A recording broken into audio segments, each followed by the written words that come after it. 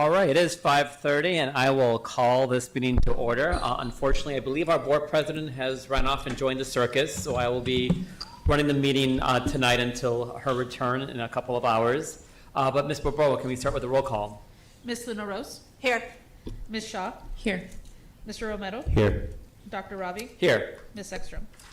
Okay, and we will start with our land acknowledgement statement and our Pledge of Allegiance. Both of them will be led by Jaslene Alvarez Metorena. She's an 8th grader at Pueblo Gardens Pre-K 8th School. Jaslene has attended Pueblo Gardens since kindergarten. She is now in 8th grade and plans to attend Pueblo High School next year. She is an excellent student athlete who participates in volleyball, soccer, and track at school while maintaining outstanding grades. Outside of school, she participates in competitive cheer and assists her parents with coaching soccer. Since 5th grade, Jaslene has been a member of our student council known as Bridge Builders and has held the offices of president and treasurer. In her free time, she likes to play video games and play outside with her younger brother. Jaslene, are you here in person? Oh, excellent. All right, you can start with the land acknowledgement statement, and then we'll do the Pledge of Allegiance. On behalf of the Governing Board of the Tucson Unified School District, I, Jaslene, acknowledge that the schools, buildings, and facilities of the Tucson Unified School District reside on the ancestral homeland of the Tohono O'odham Nation and the federally recognized tribal land of the Pasquayaqui tribe. Great, thank you. Can everyone please rise for the Pledge of Allegiance? I pledge allegiance to the flag of the United States of America and to the republic for which it stands, one nation, under God, indivisible, with liberty and justice for all. Thank you, Jaslene, and good luck to the rest of your 8th grade year here. All right. Dr. Trujillo, are there any agenda adjustments that we'll need for tonight?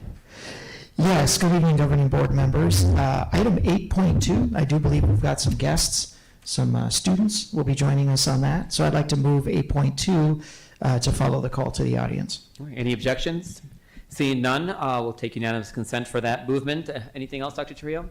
That's it. All right, well then the agenda continues with you for superintendent's report. Well, tonight we are honored to kick off the superintendent's report. We're honored to be joined by the Cavett Elementary Oma Taiko drum and dance ensemble. These 4th and 5th grade students, they've trained in taiko for anywhere between 4 months and now 2.5 years. Oma Taiko blends math, music, discipline, movement, and Japanese art and culture, requiring focus, teamwork, and creativity. Cavett's mascot is the eagle, and this year they are debuting their new ensemble name, Owashi Taiko, meaning eagle taiko. They will perform Honen Daiko and Nabuta Daiko, which feature traditional festival rhythms using taiko drums and matoi. The ceremonial banners you'll see implemented in the choreography. They are led by Oma teaching artist Nicole Stansberry and fully supported by proud principal Carol Leeson. We are thrilled to have them with us tonight. Take it away, Oma Taiko, drum and dance ensemble representing Cavett Elementary School. Come on, Nick.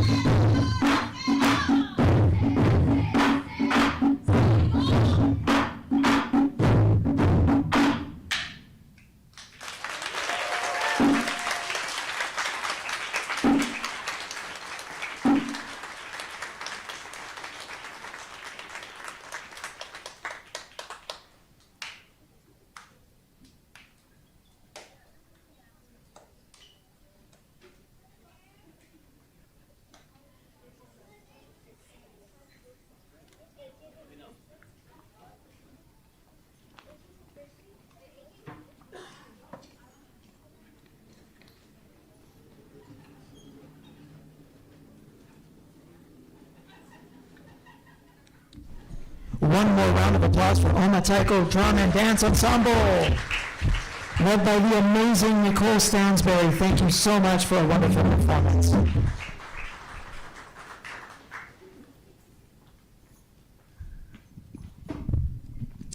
Continuing on with this evening's superintendent's report, I think some of you may have heard about a victory that we had last week. Yes, thank you, Tucson, for Proposition 414's override victory.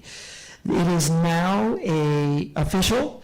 It is an official declaration. We received word from the Pima County Board of Supervisors, a certified victory for Proposition 414, a big, bold step taken by the voters in overwhelming numbers, 57%, in support of music and physical education returning to our elementary schools, and a $3,000 raise for our teachers and a 4% raise for all of our hardworking educators, and $1 million invested in career and technical education programming, and expansion of early childhood education, and social workers from all of our high schools, and bringing brand new counselors into the district.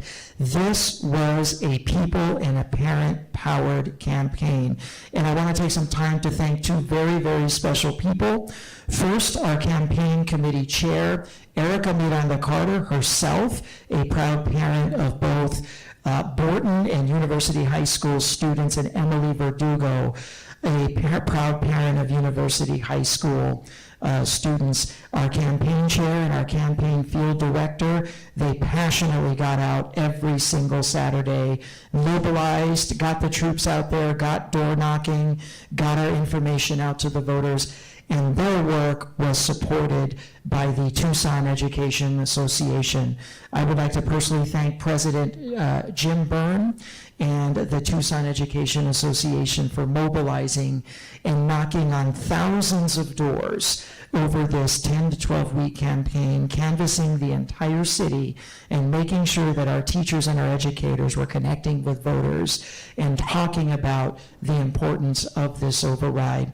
I want to thank our governing board members who also got out there on their weekends and walked and canvassed and knocked on doors and talked about the importance of this incredible package and what it would mean for our students and our educators, and all of those wonderful elected officials who carried our literature as well and made our campaign their campaign. The result is a multi-million-dollar package in programming and compensation that will not only help to make sure that we have premier compensation available for our teachers and our educators and our staff, while significantly enhancing the learning experience for our students by putting the programs back into the schools that our parents have long asked for, from music to PE to socio-emotional health services and access to counselors and social workers.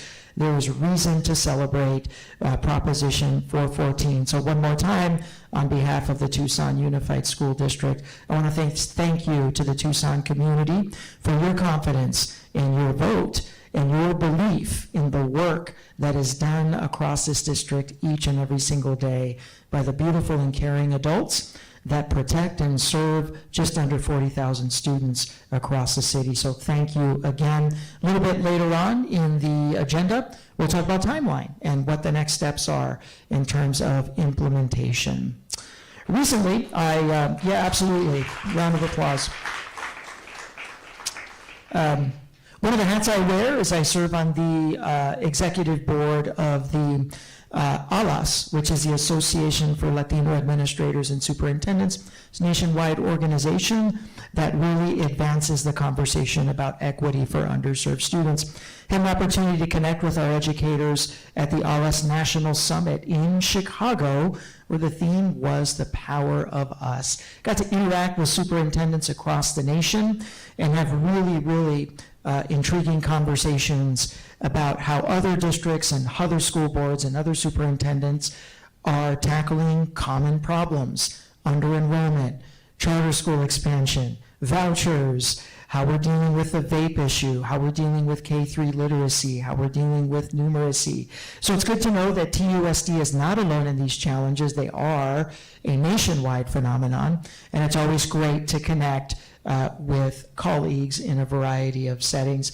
I want to thank the good folks at IXL as well for hosting me at their table and giving me the opportunity to celebrate our journey with IXL to some other districts.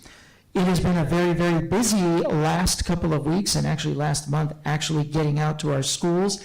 I want to thank Frank Rossenhauser for hosting me at Pueblo. It's actually my first time I got to walk onto the brand new field. Your bond dollars at work, progress as promised, paid for proudly by our 2023 bond campaign. And I just couldn't tell you how happy those students are to have that amazing facility there.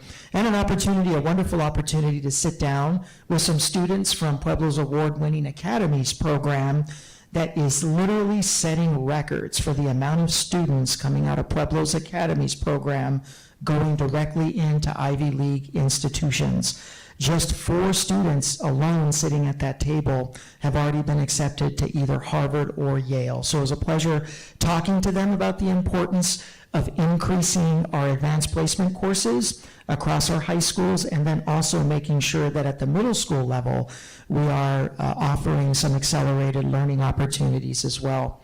Had a great visit last week out there at Johnson, home of the Rainbow Makers. It's always such a wonderful community. If you haven't been out to the beautiful southwest sector of our district, it is absolutely gorgeous, and part of that landscape is both Johnson Primary School and Lawrence 3-8. Out at Johnson, I got to see all of our teachers in action, and some of our teachers that have just been there such a long time. I want to give a shout out to Mr. Pete. He is the resident campus ex-ed teacher, loves his job, has been there for over 20 years, and it looks like he may be retiring from us. So I begged him to stay. He's been a fixture in all of my visits out to Johnson over the years, and just one example of the amazing employees that make our schools the great communities that they are. Had a great teacher focus group, answered a lot of questions about the override and what the override package is going to bring, particularly to teachers and schools. Had a great opportunity to talk about the district's future in terms of enrollment. And then, of course, the topic of facilities, which comes up frequently during my school visits, and when some of those bond projects are going to start to get implemented out there. Over at Lawrence, had a wonderful opportunity to meet our international teachers that are serving out there in the Lawrence community. I met our wonderful PE teacher out there who's implementing a new bicycling program for students, and I want to thank the county for donating so many bicycles to Lawrence that get our kids out and physically active. I want to thank Principal Sulema Stanbrook for hosting me there, and also Rose Cota out there at Johnson for my visit to the Southwest last week. And I would be remiss if I didn't thank Tolson for, I think, one of the most amazing Halloween festivals that I've seen in the district so far. They put a lot of work, they put a lot of spirit into their Halloween festivities. It's a school closest to my house, right there by Greasewood and Anklam, so I'm always able to stop by and see what's going on there. And just a wonderful celebration of costumes and colors, and I want to thank the Tolson community for such a wonderful event. And just last Friday night, had an absolutely beautiful experience taking some time out to honor the legacy of Dr. Guadalupe Romero, a pioneer in two-way dual language instruction in not only a Tucson Unified School District, but actually in the state of Arizona. One of the founders of the two-way dual language model and its institution and implementation at formerly what was known as Davis Bilingual Elementary Magnet School.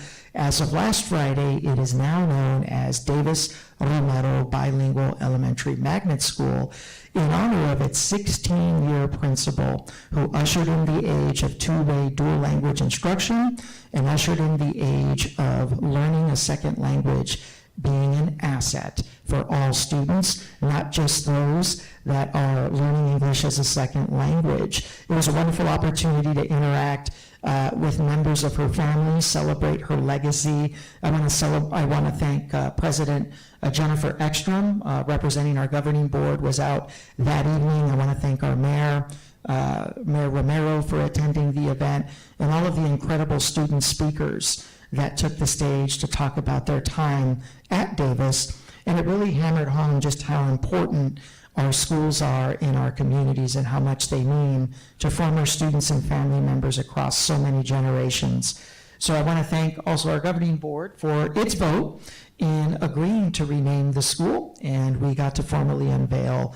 There you see the new signage there on the building. Marquee is to be announced. That's our next step, is to now work on the marquee.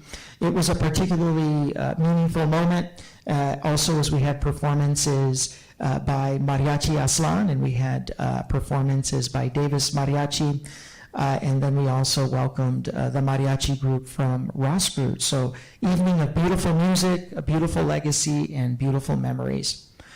And boy, just this morning, I got to attend what's really quickly becoming my favorite annual event. This is the second annual cook-off competition at Escuela Manso. So a quick background on this. The goal in the competition is really a competition there's three big goals for this competition. Number one, there is plate presentation. So creating plates that are attractive, that are visually stimulating, that are alluring in terms of the judge.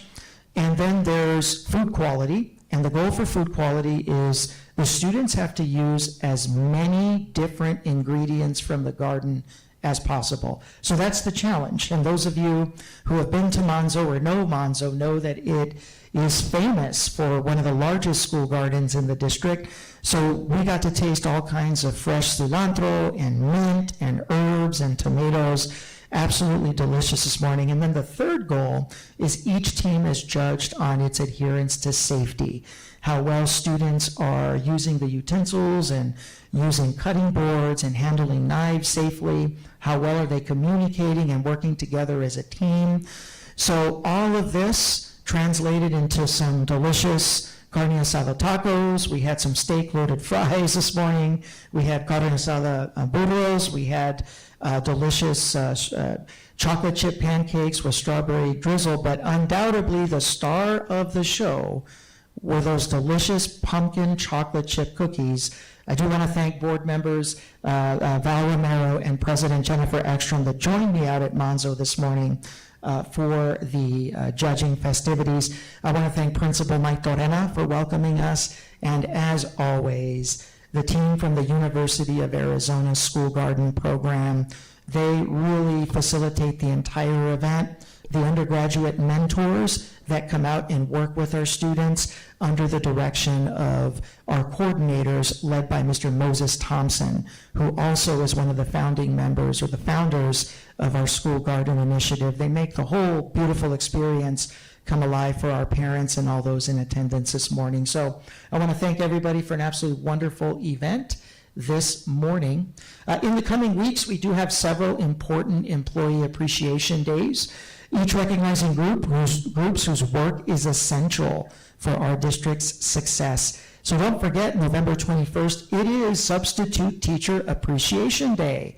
Our substitute teachers step in at a moment's notice to ensure that learning continues seamlessly. They provide stability and support for students when teachers are away, and their flexibility and dedication are always invaluable to keeping our schools running smoothly.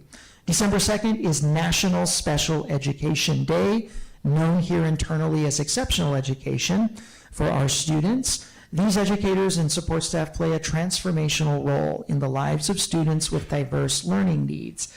Their expertise, their patience, and their commitment help ensure that every student receives the individualized support and the specially designed instruction they need to thrive academically, socially, and emotionally. And December 8th is Blue Collar and Classified Employee Appreciation Day.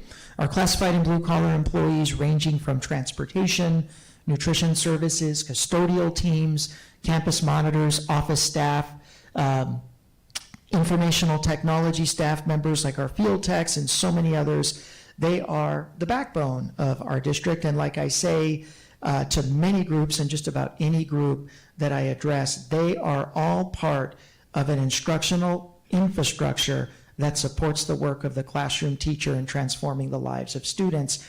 All of those roles are absolutely irreplaceable, and our teachers cannot do the work that they do without the work and the support and the efforts and the passion of our blue-collar and classified employees across this district. Each of these groups, of course, contributes tremendously to our mission, and I want to extend my gratitude to all of them for the essential work that they do on behalf of the students and the families that we serve. And that concludes the superintendent's report. Board Clerk Shaw.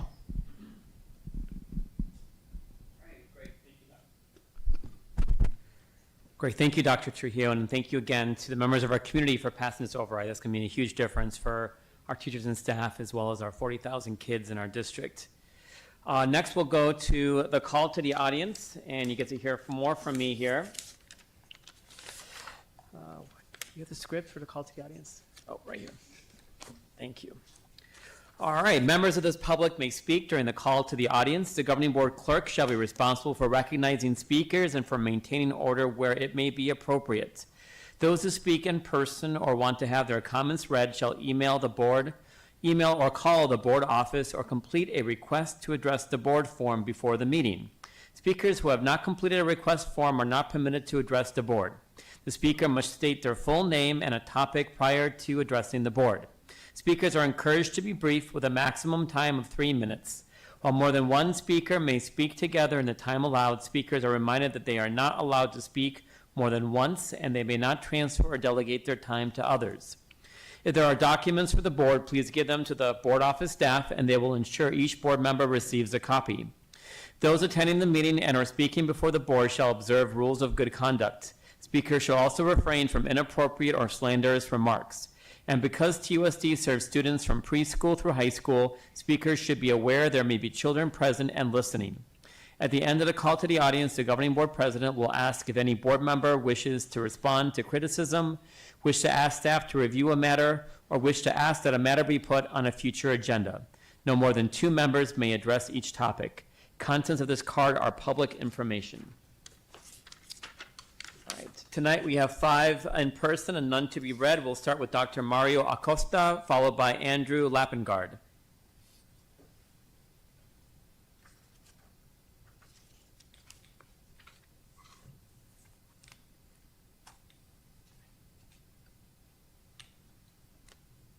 Good evening. I feel like I'm raining on the parade on such an incredible evening with so much going on. I'm a retired counselor. I worked for TUSD many years ago and just moved back to Tucson about 4 years ago. I left here in 2006, worked in Florida, and then came back here to Tucson to finish out the rest of my retirement, but I'm not totally retired. Education is incredibly important to me.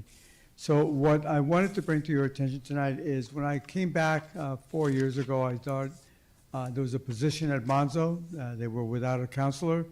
I knew the principal, Stephen, so I went over and volunteered for a while before I, just to get my feet wet, because I'd been out of school settings for several years. I left Tucson in 2006, worked in Palm Beach County schools for a little while, but most of my career has been as a clinical psychologist in the community mental health centers, et cetera. So what I wanted to bring to your attention tonight is that the setting at Monzo when I first got there was dynamic. I can't say enough about what was going on. This was under the leadership of a different principal who now has retired, Stephen. And unfortunately, I had some health issues. That's why today I'm working around with a cane. And I decided after a couple of months, I couldn't really apply for the position full-time. So again, I feel awkward because I hear so much of what's going on, like your breakfast today. That sounds fabulous, but I also know there have been several families who've left Monzo under the new administration. I've been hearing a lot of concern of families and some of the faculty who've left the school because the leadership has changed dramatically. That's my biggest concern. I'm still practicing as a psychologist. I still see families and children, and some of them have come from the school.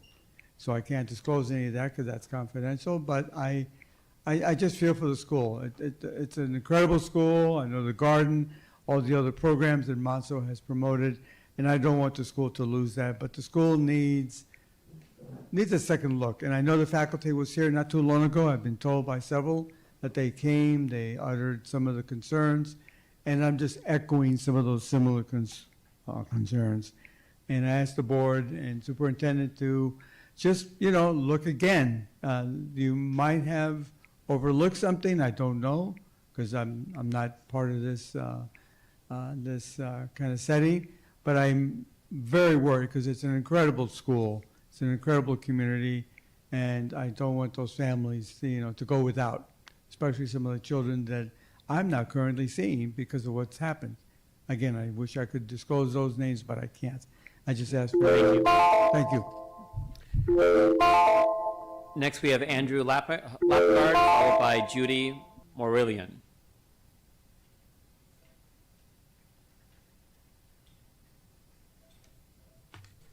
Hello, thank you for your time tonight. Good evening, everyone. My name is Andrew Lapgard, and I'm a proud third-generation educator. Last year was my first year teaching in Tucson, after teaching in Minnesota, New Mexico, and Texas. It was a year filled with firsts for me. My first year teaching kids at a school that felt like a pillar of the community. Another was the first coaching soccer to students that I have in the classroom. It also was the first time that my wife said to me, "Is that your whole paycheck?" The first time I drove a fellow teacher to a food bank. It was the first time I offered my home to another teacher who was experiencing housing insecurity. All these firsts left me wondering, is this the best that we can do? Being an English teacher, naturally I wrote a poem. I'd like to share that with you guys. What is a teacher worth? Can it be measured in student smiles? Is it found in the grade book? What about the sum of the lessons learned? Could it be on the back of each diploma? What is a teacher's worth? It certainly is not found in his or her paycheck, which leaves questions of paying the food or paying for the rent. What is a teacher's worth? Can it be measured in the number of degrees that hang on our nation's walls? Is it found in the snacks purchased to fill hungry bellies? What about student achievement on academic tests? Could it be the celebrations of student growth? What is a teacher's worth? Teachers measure their success in such things, yet struggle to make ends meet. Will you help to show teachers what they are truly worth? Thank you. Thank you. Next, we have Judy Morillion, followed by Dolores de la Vera. Good evening, Dr. Trujillo, Board President Ekstrom, when she arrives, and members of the board. I prepared something, but I have to say that I'm really overwhelmed by what was shared today. There is no doubt that TUSD is doing fabulous work for students and families, and that teachers are excelling, and with the new plan for the override and those funds going to really important needs for the district, I feel a little like Judy Weiner back again to the podium to talk about libraries and librarians, but I cannot help it. Many in our community are concerned about the fact that TUSD's Black, Latino, and American Indian students' reading test scores are regressing. My comments address the Budget Advisory Committee's recommendations. The fact that TUSD's minority students are not achieving at higher rates is not unique to this district, but since a majority, 75% of TUSD students are Latino, Black, or American Indian, this fact is a crisis that must be addressed. The district has invested heavily in interventionists for individual students and response to intervention specialists who assist students in the classroom, but this investment is not yet showing promise, and I'm not sure that it will. There is something missing. As a former TUSD librarian and literacy coach and retired librarian educator, I know that the literacy work of school librarians helps create cultures of reading throughout the school and in the community and makes a difference in students' learning outcomes. Access to a wide range of reading materials and reading helps students become proficient readers. Many of our students do not have access to the public library and they do not have resources in their homes. Our district does not seem to provide equitable access to school librarians and libraries. Last year there were 16 certified librarians. This year there are only 11 according to a report that I was read. It's my opinion that desegregation funds that should be directed to the most needy students should be directed to libraries and librarians. I think it would be a great pilot project for the district to choose a few communities that could use this kind of support and really help the students progress in terms of literacy. The most important value for their lifelong learning is the ability to read and write effectively. Thank you. Thank you. Next, we have Dolores de Vera, followed by Jim Hanley.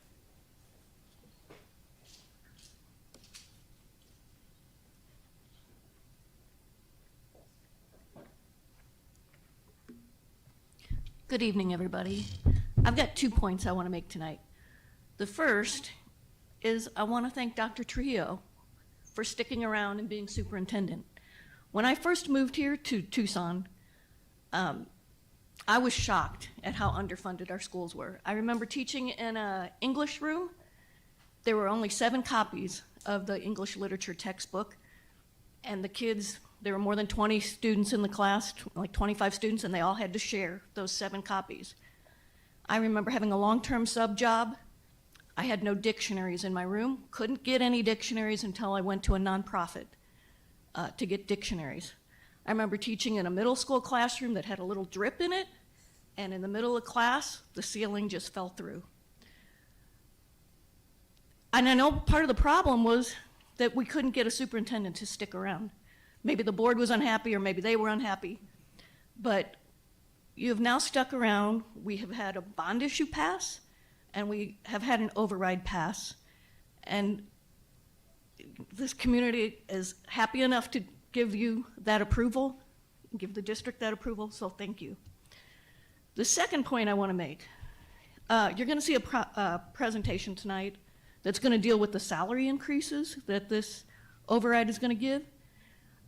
There's a line in here, it says, employees on other salary schedules, including substitute teachers, will be provided a 4% increase on their current step on the salary schedule. That kind of implies that we're on a salary schedule. And just to be clear, we have subs who've been here for 25 years. We're not on any salary schedule. 25 years teaching full-time or subbing full-time, and they earn the very same as somebody who comes, it's their first day. I hope that you will support a salary schedule for us. I'm really happy and hopeful, that we've had these 2 issues, tax increases pass.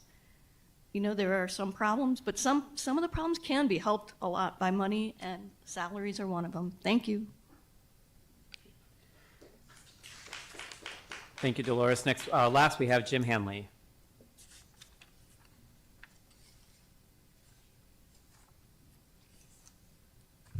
Good evening, members of the board, superintendent. My name is James Hanley. I live at 900 North Ritchie Boulevard, and I am a past Duffy School student.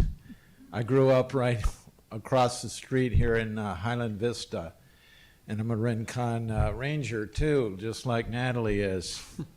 First of all, I'd like to congratulate you on the passing of the bond, the 414 bond. I think that is a indication that the public supports TUSD, feels that they're getting value from public education here through TUSD. My main reason for speaking tonight is on item 8.2. That's the TUSD greenhouse gas inventory and preliminary energy use analysis. The week before last, I attended a community meeting at Salt of the Earth Labor College in which we had elected officials there, supervisor what is your board member Luna Rose was in attendance.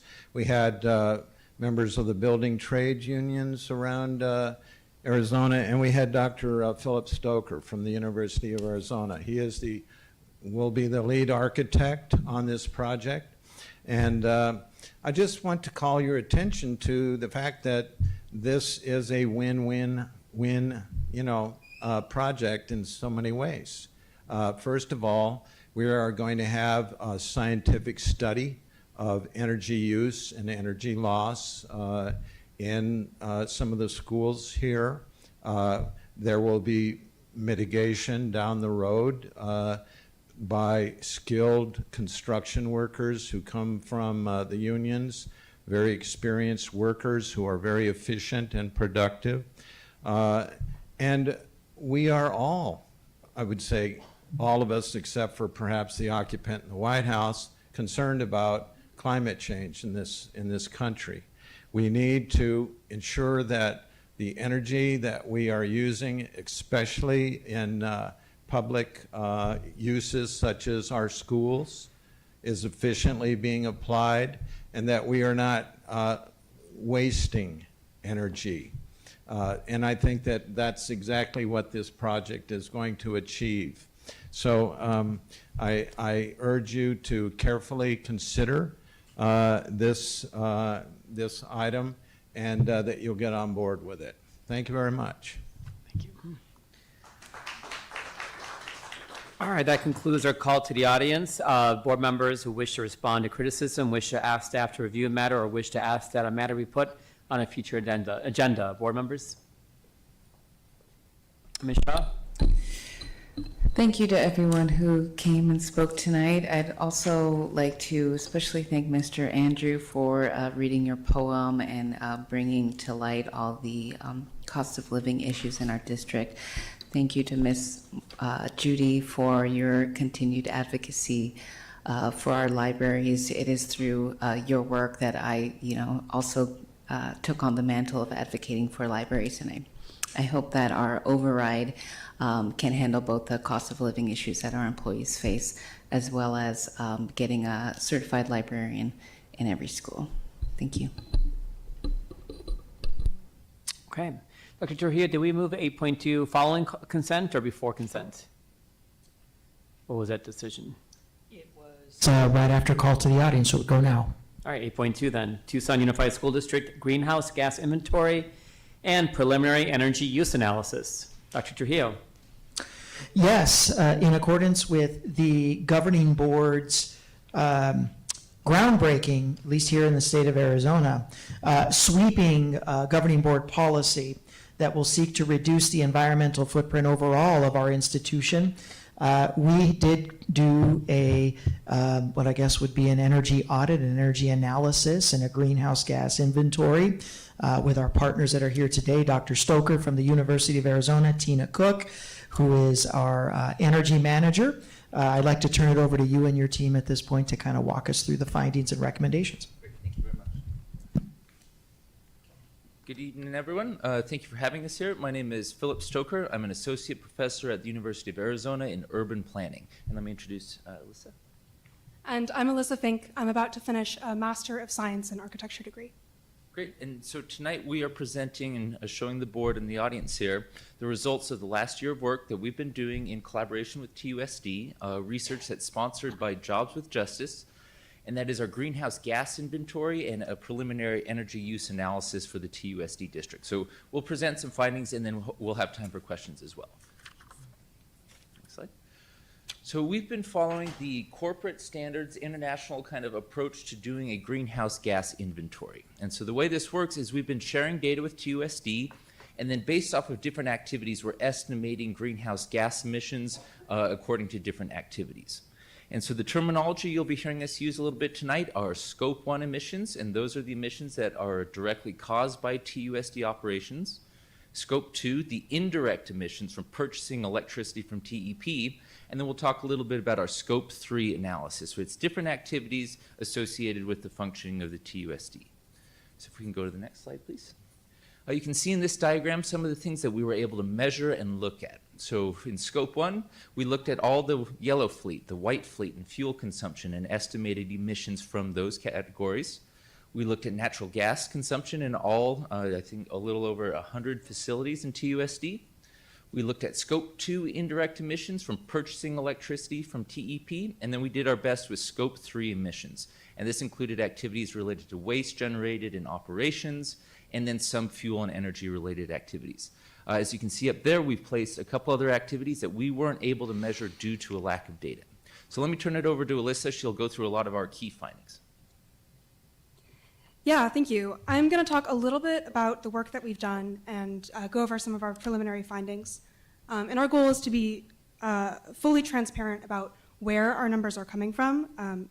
So we made two calculators, and you can see a screenshot of them up on the screen right now, that lay out exactly how we converted data about TUSD operations to an amount of greenhouse gas emissions and energy efficiency levels.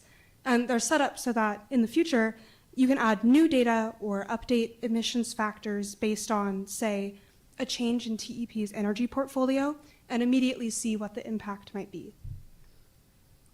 Of the 7 types of activities included in this inventory, 4 make up the most emissions. And I'm going to go through each one by one, talk about where those emissions come from, and highlight some high-level opportunities to reduce them that we'll expand on more in our final report.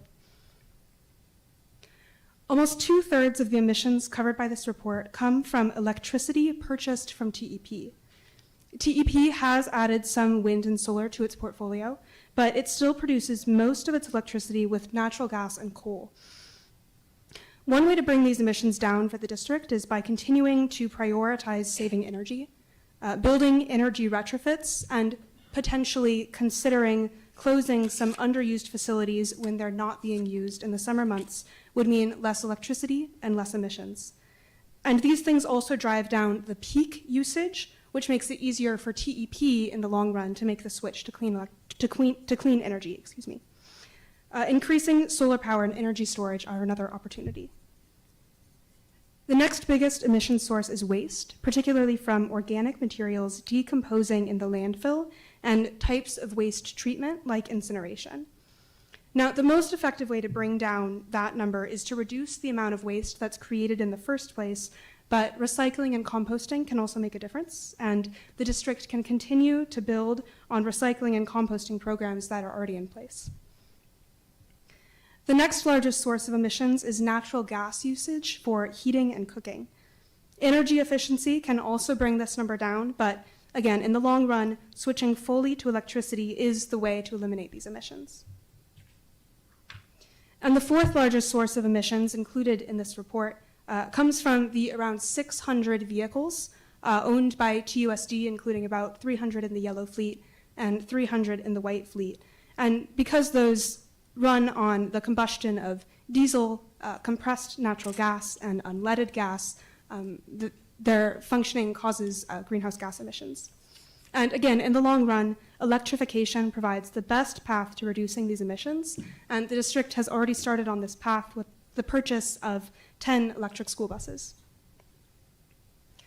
Our report will expand on a few other emission sources that make up a relatively small percentage of the total, but it's important to note that because of the size of the district, reducing these emissions by even 1% can have a significant environmental impact. We also noticed that the breakdown of emissions across the district is not equal. Some of these differences are related to the size and enrollment numbers of different facilities, but within each type of facility, there are some extreme outliers in terms of emissions and energy usage per square foot, and these outliers are likely a great opportunity for early emissions and energy reductions And again, we expand on this more in our final report that we'll publish soon. Thanks, Alyssa. And so just to let everyone know a little bit more about the funding agency, this is Jobs with Justice. They approached me about a year ago to see if we could do an energy audit for a school district in Tucson. So we got the funding and then started looking for the school district to partner with. So I met with Dr. Trujillo, and we discussed the potential benefits of this project and its alignment with the CASP policy. So that was starting the project, and Jobs with Justice broadly does want to support decarbonization efforts across TUSD, and they want to find opportunities to partner between TUSD and then Tucson's building trades.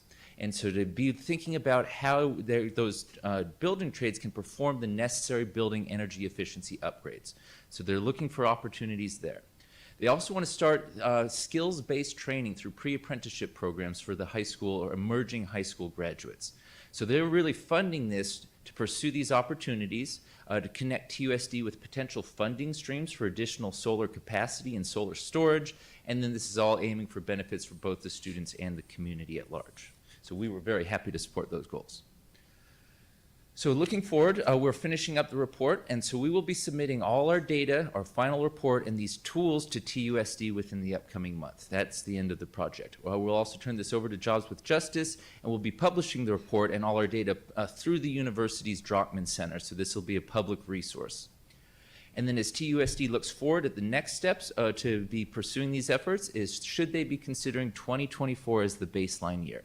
That was the year we did our analysis, but we did notice that that was a higher than average energy consumption year, and then TUSD's done a lot over the last couple of years. So if we want to, the district wants to account for previous efforts, they could consider other years other than 2024 when looking ahead to goals in 2030 and tracking progress up to 2045. We think that the TUSD should continue to develop and support efforts to establish a tracking system for refrigerants and diesel. Those were two gaps in our data that we saw that TUSD can improve upon. And then to further support the CASP goals, there was goals around reducing emissions related to food services, procurement, and commuting. We don't currently have data for those. So those will be next steps for TUSD to consider is how do we measure the emissions from these sectors to reduce them. So finally, we just really want to thank all of you. We want to thank Dr. Trujillo for agreeing to partner on this project. We want this to be useful and well used. So that is our goal. And then I'd also really like to thank Tina Cook. She's been working with us for months and exchanging data and making all of this possible. So we'd just also like to thank everyone else tonight. And we'd be happy to answer any questions. Governing board members, any questions? Dr. Shaw. Thank you, President Ekstrom. And thank you for being here this evening. You know, I think a lot of us agree that mitigating climate change is one of the most fundamental things that we can do for our shared collective future. And I'm proud of our governing board, just over a year ago, passing the most comprehensive climate mitigation policy, I think, in the entire nation. One of these, I'm really excited about this partnership. One of our goals with putting together this climate mitigation policy was to really get the ball rolling on getting the partners in place, like Jobs for Justice and other organizations, to work with our district, to support our district, and support all this work that we're going to be doing in the years ahead to really address climate change, both in terms of the mitigation as well as building a resiliency for whatever climate change is coming down the pipeline. I do have a question on, especially on electricity. Do we know how much of our electricity is coming from TEP versus what we produce? As we go to any of our campuses, we see so much solar, and I'm not sure how much we're producing that we use versus how much we're purchasing from TEP.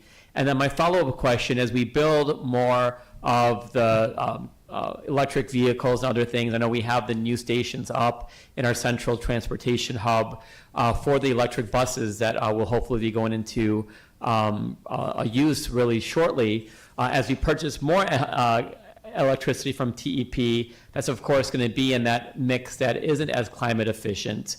So are we able to produce more electricity ourselves? How much do we need to produce to really help make sure that the electricity that we're using as a district currently, hopefully less with the reductions that we do, has become more efficient? And then as we increase our electricity usage with our electric vehicles, like what do we need to do to really meet that better? Would you like to start? Yeah, sure. I don't know off the top of my head what the exact breakdown is between purchased electricity through the grid and electricity that's purchased through the on-site solar service agreements. Say that you have. 40% if I'm seeing from the back? 41%? 41%. It's produced? Okay. Well, thank you. Sorry to interrupt, Melissa. Sorry. Yeah, I see It the is hands. 41% that's offset by solar currently within Okay. the district. So 41% of all of our electricity that we use is produced by us? Correct. Yes, okay. Perfect. And I would add in there's a lot of potential future capacity there. That would be an excellent strategy to pursue. And then I think Jobs with Justice was very interested in financing strategies and also the installation capacity. So I would add that in as well. Yeah, I think we'd love to explore in the future, how can we increase that solar? I know it was before our time on this governing board, anybody on this governing board, that the solar was first brought into TUSD. So I'm not really sure what went into that and what would have to go into us to be able to expand that significantly. I'd love to have every parking spot in our district covered by solar, and a lot of them are, and do a lot more on that. Excellent. Yeah, we would, all the data we've been looking at would support furthering those efforts. Governing Board, Mr. Romero? So just, kind of get a background here. A lot of this was done by, is the Drachman Institute on this? Yes, so I'm at the College of Architecture, Planning, and Landscape Architecture, and we use the Drachman Center as part of our college for research and partnerships in Tucson. So we've been running the project through there, and they'll be helping publish and promote this work. Okay. And I know from my studying a little bit, looks like it's influenced a lot by the Agenda 2030 philosophy, if I'm not mistaken. I have not come across that. Okay. Working with them, yeah. Okay. So we go to page 6, where it talks about 60% purchased electricity, TUSD emissions, 51% natural gas, 18% coal, et cetera, et cetera. So I just want to kind of talk about this part right over here, and I know later on we talk about natural gas, that 11% over there. And from what I understand, going through TEP and researching this as well, for TEP to kind of bring their emissions down, natural gas is their friend. To drop this coal amount, it used to be a lot more coal than natural gas. And then just right off TEP's page, it says TEP plans to convert, units 1 and 2 at the coal-fired Springerville generating station operate on natural gas by 2030 to maintain reliable, affordable service and support for local employment. The natural gas conversion will provide greater cost compared to the continuing use of coal. Natural gas-fired generators provide advantages over coal-fired power plants of today's energy grid, as they can better accommodate and support increasing levels because of the intermittent of wind and solar power. And then the conversion will reduce the unit's carbon dioxide emissions by 40%, which is huge. Reading more into that, TEP's goal, it looks like, is to add more natural gas to reduce their coal even less.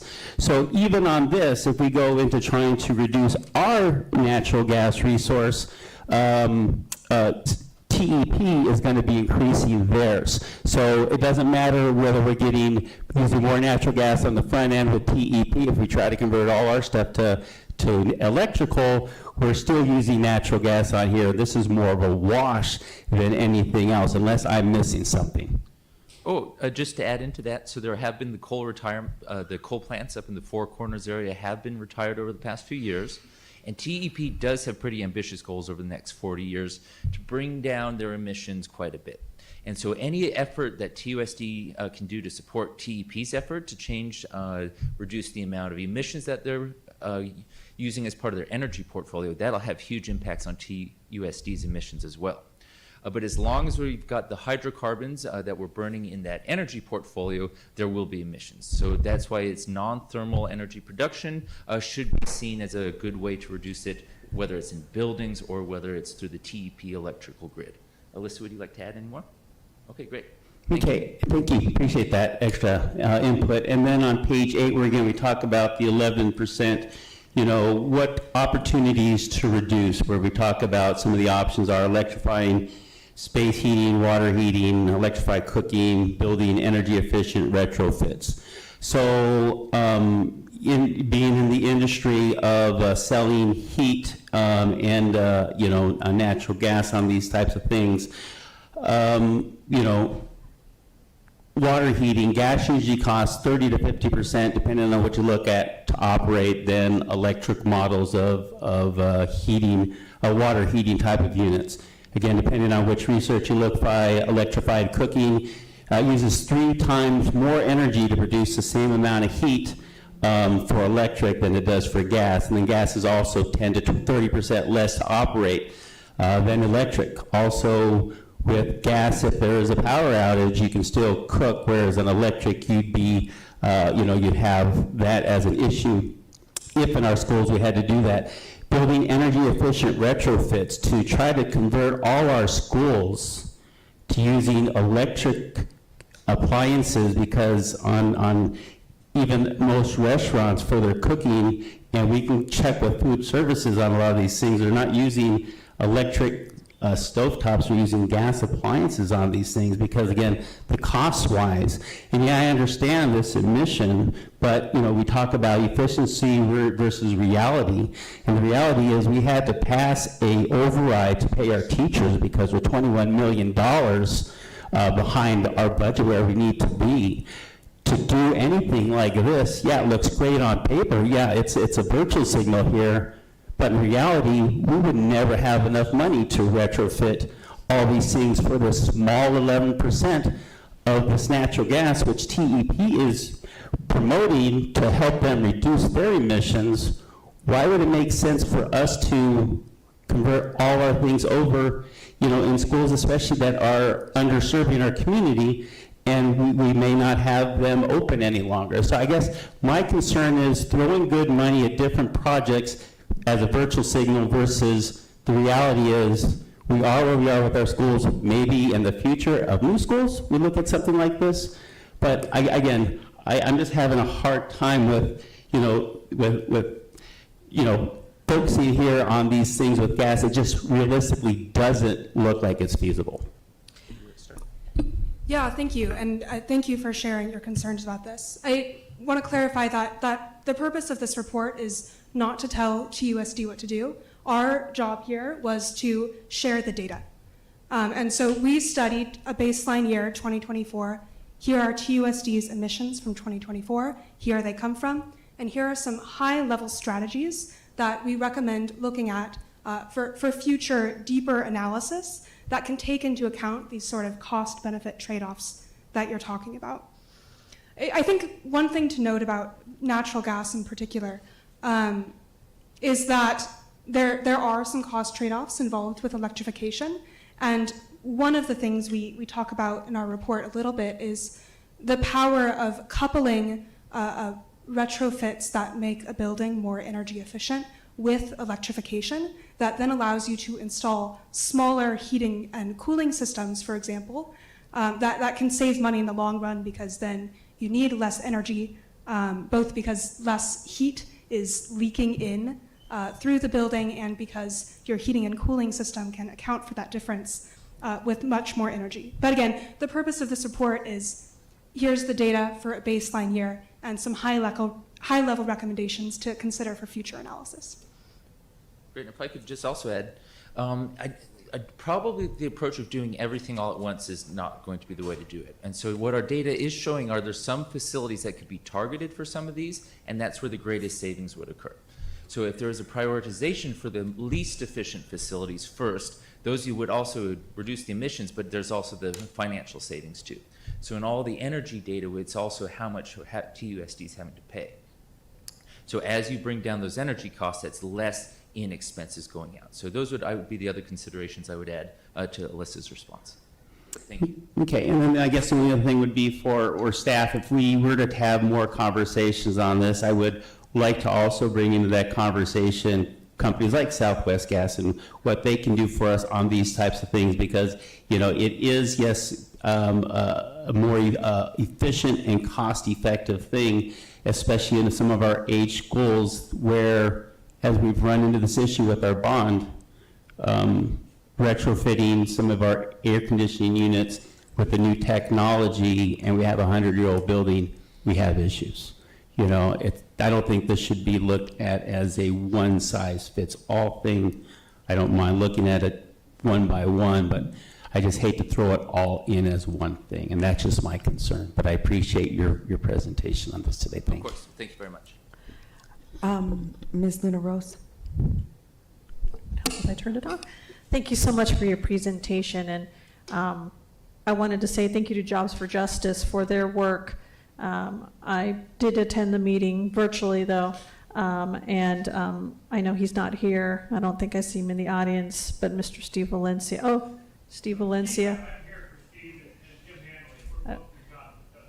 Thank you for coming, and also thank you to Steve for all his work. He's been quite the, he's very a go-getter. That's the best way I can put Steve. I love him. But I do understand Mr. Romero's concern. So what I want a question I pose to you is, what is a good, reasonable, or feasible first step, given the concerns that Mr. Romero has? Because I'm sure there might be members of the audience who, they've heard the term retrofitting, they've heard all these other things. How's this going to work for our future? Because in looking at, your considerations, number one, should 2024 be the baseline for FY30 and 45? And definitely in 45, well, if any of us are here in FY45, God bless, but, it's, I'm kind of, how does, right? You mean here on this dais, right? Right, yes. Okay. On the dais. I'm not saying sitting here on the dais, thank you. If, how is that going to look in that future? Let's start off. Or? Sure. So I do think that identifying some of the outliers. So when we were looking at the energy use across the over 100 facilities, some are using more than average. And we did comparisons to other similar districts, and other times we had comparable data. So I think that's a great initial starting point, is start identifying those facilities where you can have big savings right away through some of these programs of retrofitting. I think any efforts TUSD can do to partner with TEP to change that energy portfolio, that's going to have huge impacts district-wide. So as long as they're using primarily coal and natural gas, that'll always keep the emissions pretty high. The more non-thermal energy generation, so not burning things to get that electricity, that'll have huge impacts. And I know that's outside of the scope of what TUSD can sometimes do, but any partnerships with TEP to help them move in that direction would have huge impacts. And those would be some of my first initial strategies. Would you like to add?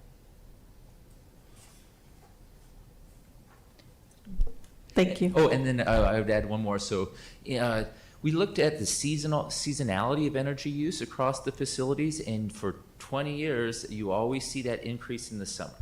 And so electricity and both the use and costs are highest in the summer. And so that's not associated when the most students are in the buildings. And so one of our recommendations is to think about how some facilities over the summer could either be combined if you get people working in the same buildings, so that there could be a month off of having to fully keep those buildings cool. We looked at randomly one high school, one middle school, and one elementary school, and the savings of a July closure, and there's some challenges I'm sure with that, you're starting to save $90,000 in a month. And so just some of these seasonal changes or work from home policy without even having to do any of the retrofitting could save a lot of money and reduce energy use, because we see that maximum cost in the summer, fewest students in the buildings in the summer. Okay, thank you very much. Ms. Shaw, then Dr. Shaw. Thank you for your presentation and the work. Thank you to Jobs with Justice for funding this. Thank you to Ms. Tina for your expertise. Thank you, Mr. Hanley, also for your advocacy at the call to the audience. I agree with Mr. Romero. There's not much we can do other than putting solar on every rooftop that we can, which, is expensive. But we really need TEP to expand their solar and wind portfolio. And I hope the mayor and council and the voters do move to pursue public power, because that will help all of us. I know that there is a rate increase happening soon, if not already. And so, you know, I'm really happy to see that we're at 41% already in our district. I think that's huge, but, you know, we still have a ways to go.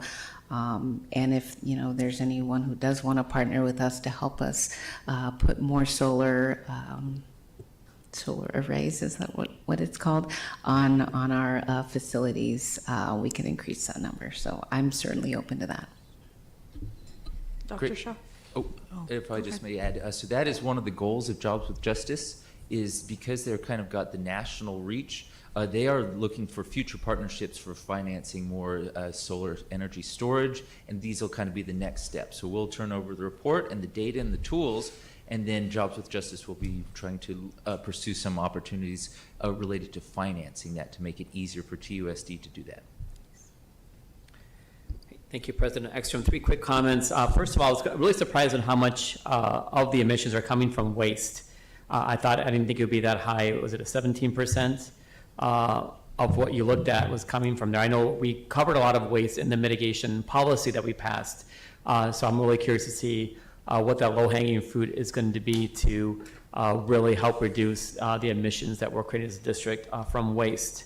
Moving forward, my second comment, I totally empathize on how hard it is to really address and assess some of these things, especially in the Scope 3 emissions. I'd love to see if there's any way to dig deeper into any of those things. And on slide 3, the ones that are not circled in black but are not included, I'd love to see a little bit more. Now, we covered a lot in our policy on waste, on food services, for example, and the climate effects of the food that we eat and serve our students. And other things in there. I'd love to see if there's any way to get a little more information from some of those that we can track over time as well, to see if any of the changes that we're doing will help affect some of those. And my final comment, I just want to say is some of the previous comments, like this is a very long-term project. We're not looking to switch every vehicle in TUSD to an electric vehicle by 2026. We're not even trying to do that by 2030 or beyond. This is a generational project. We know that most of our appliances, most of our HVACs, most of our vehicles are not going to be in use in 2045. And I hope that as a district, what this policy really is intended to do, and all this work that we're doing in terms of tracking our emissions and talking about this in a regular way, is to keep the ball rolling forward, that when we do need to replace our appliances, our roofs, our HVACs, our building materials that we need to repair and retrofit, when we need to purchase new vehicles, that we're really looking at the long-term consequences of what we're purchasing and what we're putting in place. And so that in 2045, whether any of us are still here on the dais, or hopefully all of us will still be here in the community working to make sure that we're mitigating the effects of climate change, that we'll start seeing the fruits of all this labor over the course of the next generation. Thank you. I would just like a comment to, I don't believe that learning about where TUSD is regarding our energy use is virtue signaling. It's really something that we need to take a look at and figure out how to change. Whether we like it or not, this earth is getting hotter, and we need to figure out how we're going to have earth here for our kids and generations to come. And I really don't like it when we're sitting up here talking about closing schools when that's not even on the agenda. So, Mr. O'Mara, I just don't like us putting that out there into the community, because that's not something we're discussing today or even in the future. So that's just my comment for that. But I do appreciate your report and all the links that you went through to get all of this data and information. It's something that we really, really need. Great. Well, thank you very much. Ms. Ekstrom? Yes, Ms. Shaw. I wonder if Dr. Trujillo can just remind the public about how much we spend per year on like energy, so we can kind of contextualize this. That's a number that I keep asking Ricky, is that true? It's going to be over 7.3 million. And it's been a $2.4 million rate increase successively over the last 3 or 4 years. So these rates are going up, and we're hearing news of another rate increase coming up. So that is 7.3 million with 41% of the district's energy coming from solar. it would be through the roof if we didn't have the solar arrays. And solar arrays they're just an upfront cost, and what we saw with the solar project of which that started in 2012. Over a series of years, you do make that upfront cost back in energy savings. So it gets to a point where you not only offset what you spent for the arrays and the installation, you actually start coming out a little bit ahead. And that's kind of where we're at now. And so I do think that it's a feasible next step to maybe take that step and look at arrays for the remainder of our buildings. It's a great investment. Thank you. Thank you. Thank you very much.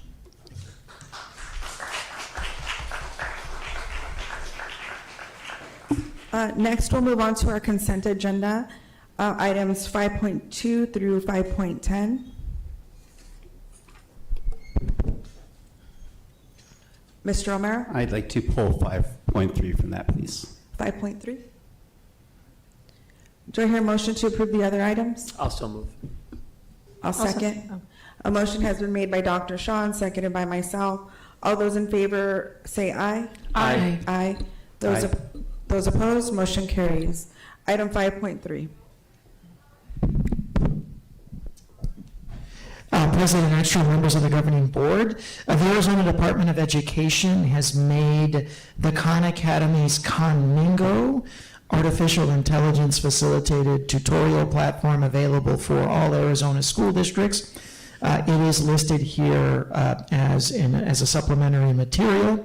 And so I've got our Assistant Superintendent for Curriculum Instruction, Dr. Flory Hewitt, and I'm sure we'll go shortly to our Director for Informational Technology, Educational Technology, Tracy Rowley, to answer your questions. Mr. O'Mara? All right, so some of the concerns I had watching the videos on, Conmingo, one of the ones that started my concern was, what is Conmingo moderation? And I don't know, on that, it talks about, the learners typing in information, and there's something on that example. It's like, hey, let's write a story, and the story, the student writes in, I want to start a story that says there's a mass murder, and he wants to kill everybody. And these are from 9 to 12-year-olds. Yes, in normal settings, that's, it's like, okay, it's a kid's crazy imagination, but with the world that we're in, things like this happen. But what ends up happening is it says a response, and then, that they can't start with that. And then this gets flagged to teachers, staff, administration, whoever has access to this for that student. Whether the kid was being serious or being funny or whatever the case may be, where does that student privacy, ethical, kids' rights, parents' rights to have those types of things, and all of a sudden the student is being flagged. And then in addition to that, when you go down to watching Conmingo chat history demo, you cannot delete their history. It's there permanent. So if a child starts using this in 9th grade, any staff, teacher, anybody could go in to see the student's history throughout their career. Again, now their privacy, if a student doesn't know things, I'm just throwing this out there, on their algebra homework, and they can go back, anybody that's connected with that learner can access this student's career throughout all these years. Those are my initial concerns on here with this program. Thank you, Mr. Romero. I know that we did an extensive vetting process for this platform, but I'm going to let Ms. Tracy Rowley explain some of those FERPA and HIPAA concerns that you have.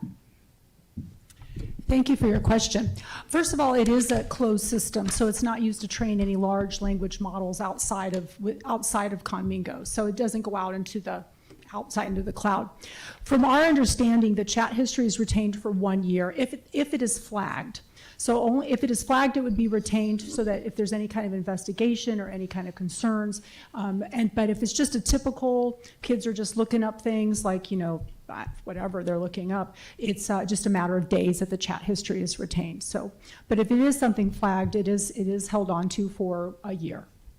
Okay, well, listening to that video, it doesn't show that it's just 1 year. It looks like it's permanent. Okay. And unless there's something saying that it's not permanent, there's no way that I would do anything like that. That's especially if a parent signs into this not knowing that whatever conversation this kid has with this AI, you don't even know what it is and who's putting the analog on these things on what is good or good not to say.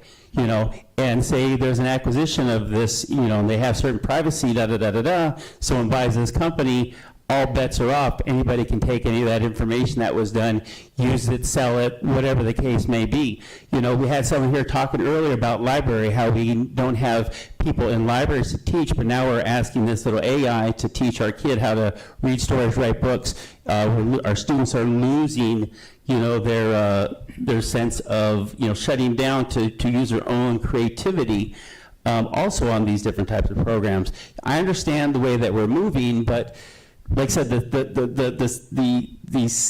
privacy aspect of it, and then being able to hold on to these things, like I said, it's not clear in that video at all. In that video, it perceives, it's like only 1:07 if you want to watch it. It's not very long. I have to say, I've not seen the video you're referring to. I can assure you that Conmigo, it does follow all COPA and FERPA guidelines. So none of the data would be sold. It's completely closed. We have complete control as Tucson Unified School District. It does not leave our district. It does not get sold. It does not go outside into the world. So it's completely closed. We have complete access. We have complete control over any data that is collected. And so do the teachers and the principals and whoever else wants to look at that student at any time that they want to, they can investigate that student by looking at what they did on this AI. That is true. Conmigo does is has a moderation system built into the system, so it flags inappropriate or unsafe interaction. The system notifies the teachers and administrators, and the system does block the AI tool from responding in a way that could be perceived, as sharing, with harmful content. What it does is it flags it so that the principal or the teacher can go back and look at what was going on. Was it a student who was just writing creatively, or is it a student there's real concerns about? So that allows for investigation and deeper looking into this student and what was going on. So that way that they can evaluate what was said, what was noticed, and then they can do a further evaluation. Yeah, I just think it's opening Pandora's box and going down a wrong road when it comes to student privacy. And I don't think parents, if we were to approve something like this, if I were a parent and I found out about this later on, I would be upset. So I'm just speaking as if I put myself in someone's shoes, because these are 9th to 12th graders that we're focusing on. Like I said, there's nothing that said it's only 1 year. Not in that video. I do have to remind you that we already have systems in place where we notice, we flag if a student is looking at inappropriate material online they get flagged in that respect as well. So we are providing that level of support, that level of monitoring of our students already. Yeah, but this is a student trusting an AI that their conversation and their lack of understanding or whatever is between them and what they think is a machine. But like I said, anybody that has access to that from that student can access that information. That's, to me, encroachment on their privacy. Okay. Any other questions? Ms. Shaw? Well, I'm not one to trust AI really in any capacity. I don't see much of an issue with this, though.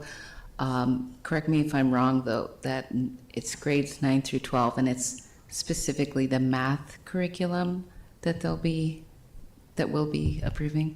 This can be used for ELA or math. It's specific use as a tool for students to use. So say, for example, a teacher conducts a lesson, they teach the students a particular content, and the student wants maybe reinforcement or has questions about that particular homework that night, they can then consult the AI. I have this word problem or this math problem I'm working on. I have some questions, and the AI would tutor the student through it. It's essentially a tutor that's available 24/7 for when the teacher is not able to be available immediately. So it's really a tool, and it can be assigned as well for students. So it's really a tool. It's not necessarily teaching the students, just tutoring them through particular problems or guiding them through an essay or how to write it. Okay, thank you. Yeah, and it's a free tool, right? Yes, ADE, it's a grant that we earned we wrote the grant earlier this fall, and yes, it's free. Okay, great. And to your concerns, Mr. Romero, I think, our students should know, and if they don't, we need to let them know that, anything that they do on our devices or within our Wi-Fi is subject to disciplinary action. Anything inappropriate or insightful that happens online at our schools or at home on any device there's really not much privacy anymore, and I hope our students know that and take heed to that.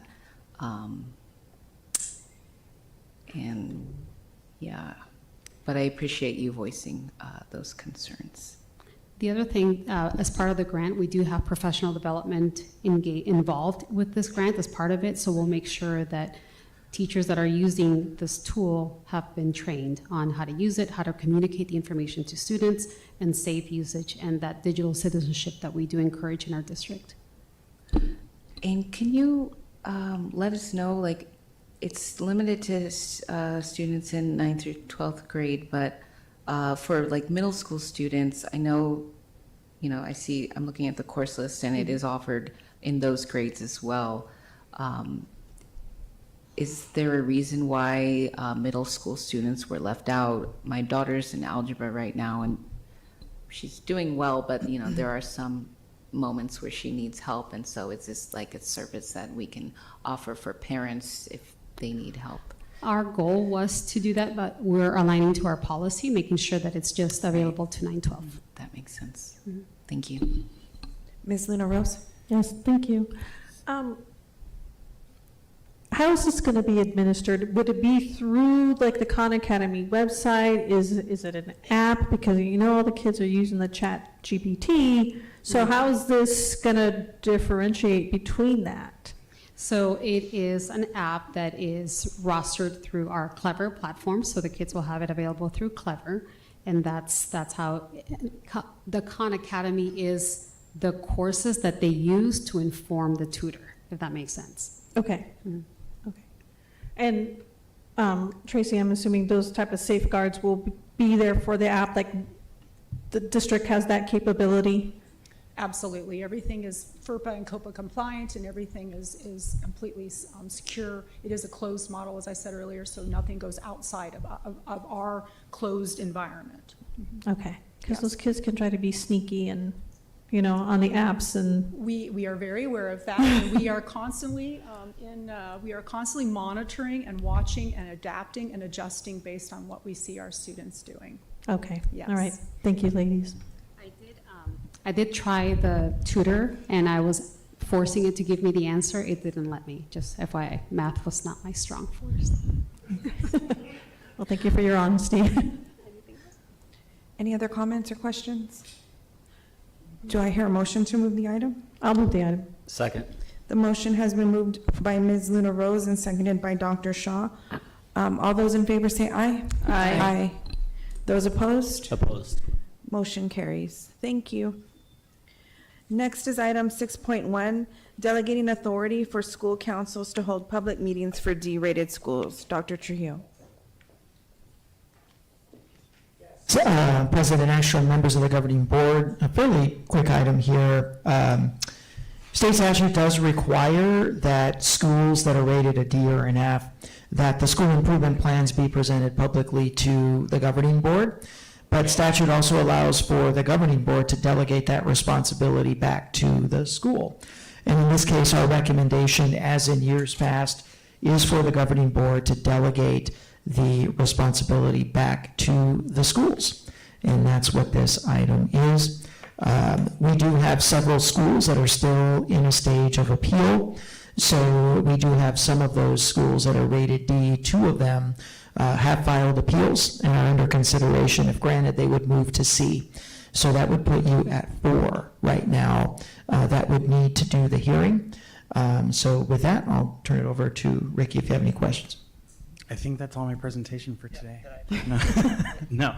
So as Dr. Trujillo mentioned, so there is a statutory requirement for us to have a notification to the community and a meeting with the school community in regards to the school improvement plan at the school if it received a letter grade of D or F. As Dr. Trujillo mentioned, we currently have 4 schools that are rated D. We have a few that are under review. So until we know, we're kind of focusing on these. So really quickly, the notification is required 30 days after we receive the letter grades. So we have letter grades in hand. Our goal is to have these out on school websites and published in the paper by the beginning of December. So we will make sure that we provide that. There's a sample of that letter, that communication attached to the board agenda item.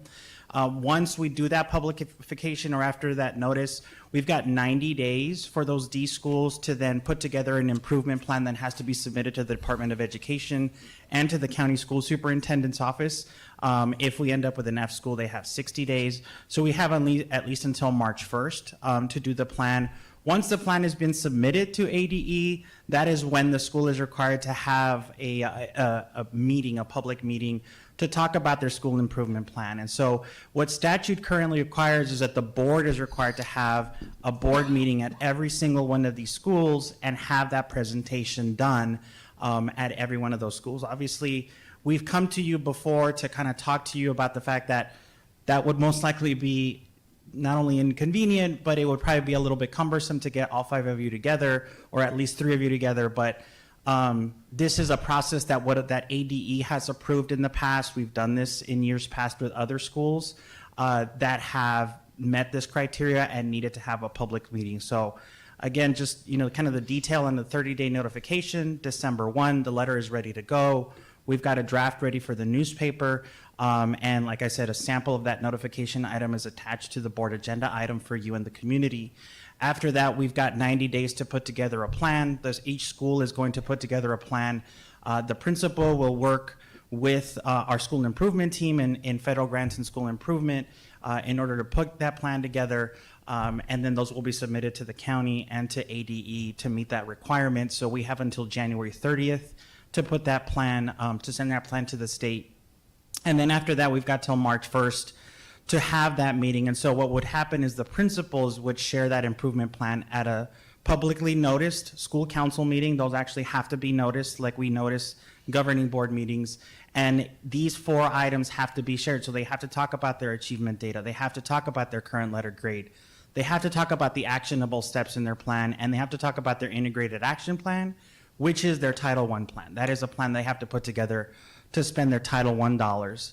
And so our recommendation, as Dr. Trujillo mentioned, is we're asking for your approval for the principal and the school council at each one of the schools that has a D letter grade to have a meeting in lieu of having to have a governing board meeting where they will present these plans as required by state law.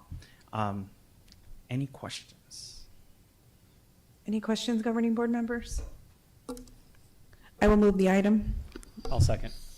The item has been moved by myself and seconded by Dr. Shaw. Any discussion? Ms. Luna Rose?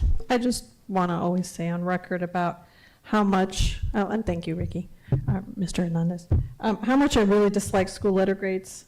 I think they oversimplify things and create unnecessary stress for our schools. They know what they're doing, and it's not indicative of how a student is learning.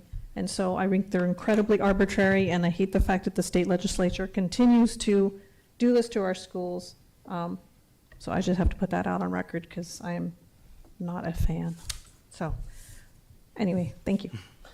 Ms. Shaw? So as far as the public notice, I know within 30 days we have to notify those who live within the area of the school. And I see on the letter template that there is a spot to insert the date, time, and location. Is there any other way that we notify the public? Because this is going out 30 days, but then we have 90 days and then another 30 days. So that's kind of like a large expanse of time. What other ways are we notifying the public beyond this letter? So we do have a public notice section on the TUSD website where we publish any one of these kind of public hearings that we have for a variety of reasons, or when we have large kind of governing board meetings or committee meetings of the board. So that is one tool. We post everything on school websites as well as school, if they have social media, Facebook pages, we can certainly go back and make sure that as it gets closer to whenever the date is, because March 1 is the deadline, so it can happen at any point in time between January and March. We can certainly make sure and reinforce with the 4 schools, hey, put out a new message, we can put something out. We would probably only publish once in the paper. It costs about $4,000 to do one publication. Unless the board would like us to, do it again later on in the spring, but more than likely we would, use our traditional avenues, and we can make sure that, hey, not too long before that meeting happens, let's put something out so people know. Thank you. Yep. The item has been moved and seconded. Any other discussion? All those in favor say aye. Aye. Those opposed, motion carries. Thank you. Item number 2 is review, approve, and adopt the 2025-26 TEA consensus agreement between Tucson Unified School District and the Tucson Education Association. Yes, Ricky, you're playing the role of employee relations this evening. I know you've been in the negotiations process. I'll let you take us through the now ratified TEA consensus agreement. I don't know if we have TEA leadership here. We don't. Jim is probably listening to this. I'm going to find you, Jim Byrne. Anyway, I'm here at the tail end of Maricela Mesa's work, my colleague who has moved on to another role, to complete essentially getting the approval of the board on the various agreements, particularly the consensus agreement. So there's a red line version out there, and I will just kind of give you a quick kind of synopsis of what's essentially changing. So Article 312 is changing to, this is the process on how TEA members receive copies or summaries of a complaint, whether the complaint is provided verbally or written. Article 16.4 provides an update on being able to receive a letter of reprimand through TUSD email as well as being hand-delivered. Currently, it can only be hand-delivered. It also allows the individual who's receiving a letter of reprimand to, within 2 days of being notified, that they can waive the meeting. There's a notification intent meeting that has to be provided before the written reprimand is provided. This allows the person to say, don't need it, we're good. It allows it to happen within 2 days of receiving notification. Article 25.3 will be amended to include bereavement day. So now, currently, there is no district paid bereavement day per se. So when somebody needs to take bereavement days, those days are docked from their sick leave. In this instance, what we will be doing is providing 2 days of district paid bereavement that will not be docked as part of their paid leave, but they will be allowed a maximum of 8 days in addition to the 2, so they could take 6 more days.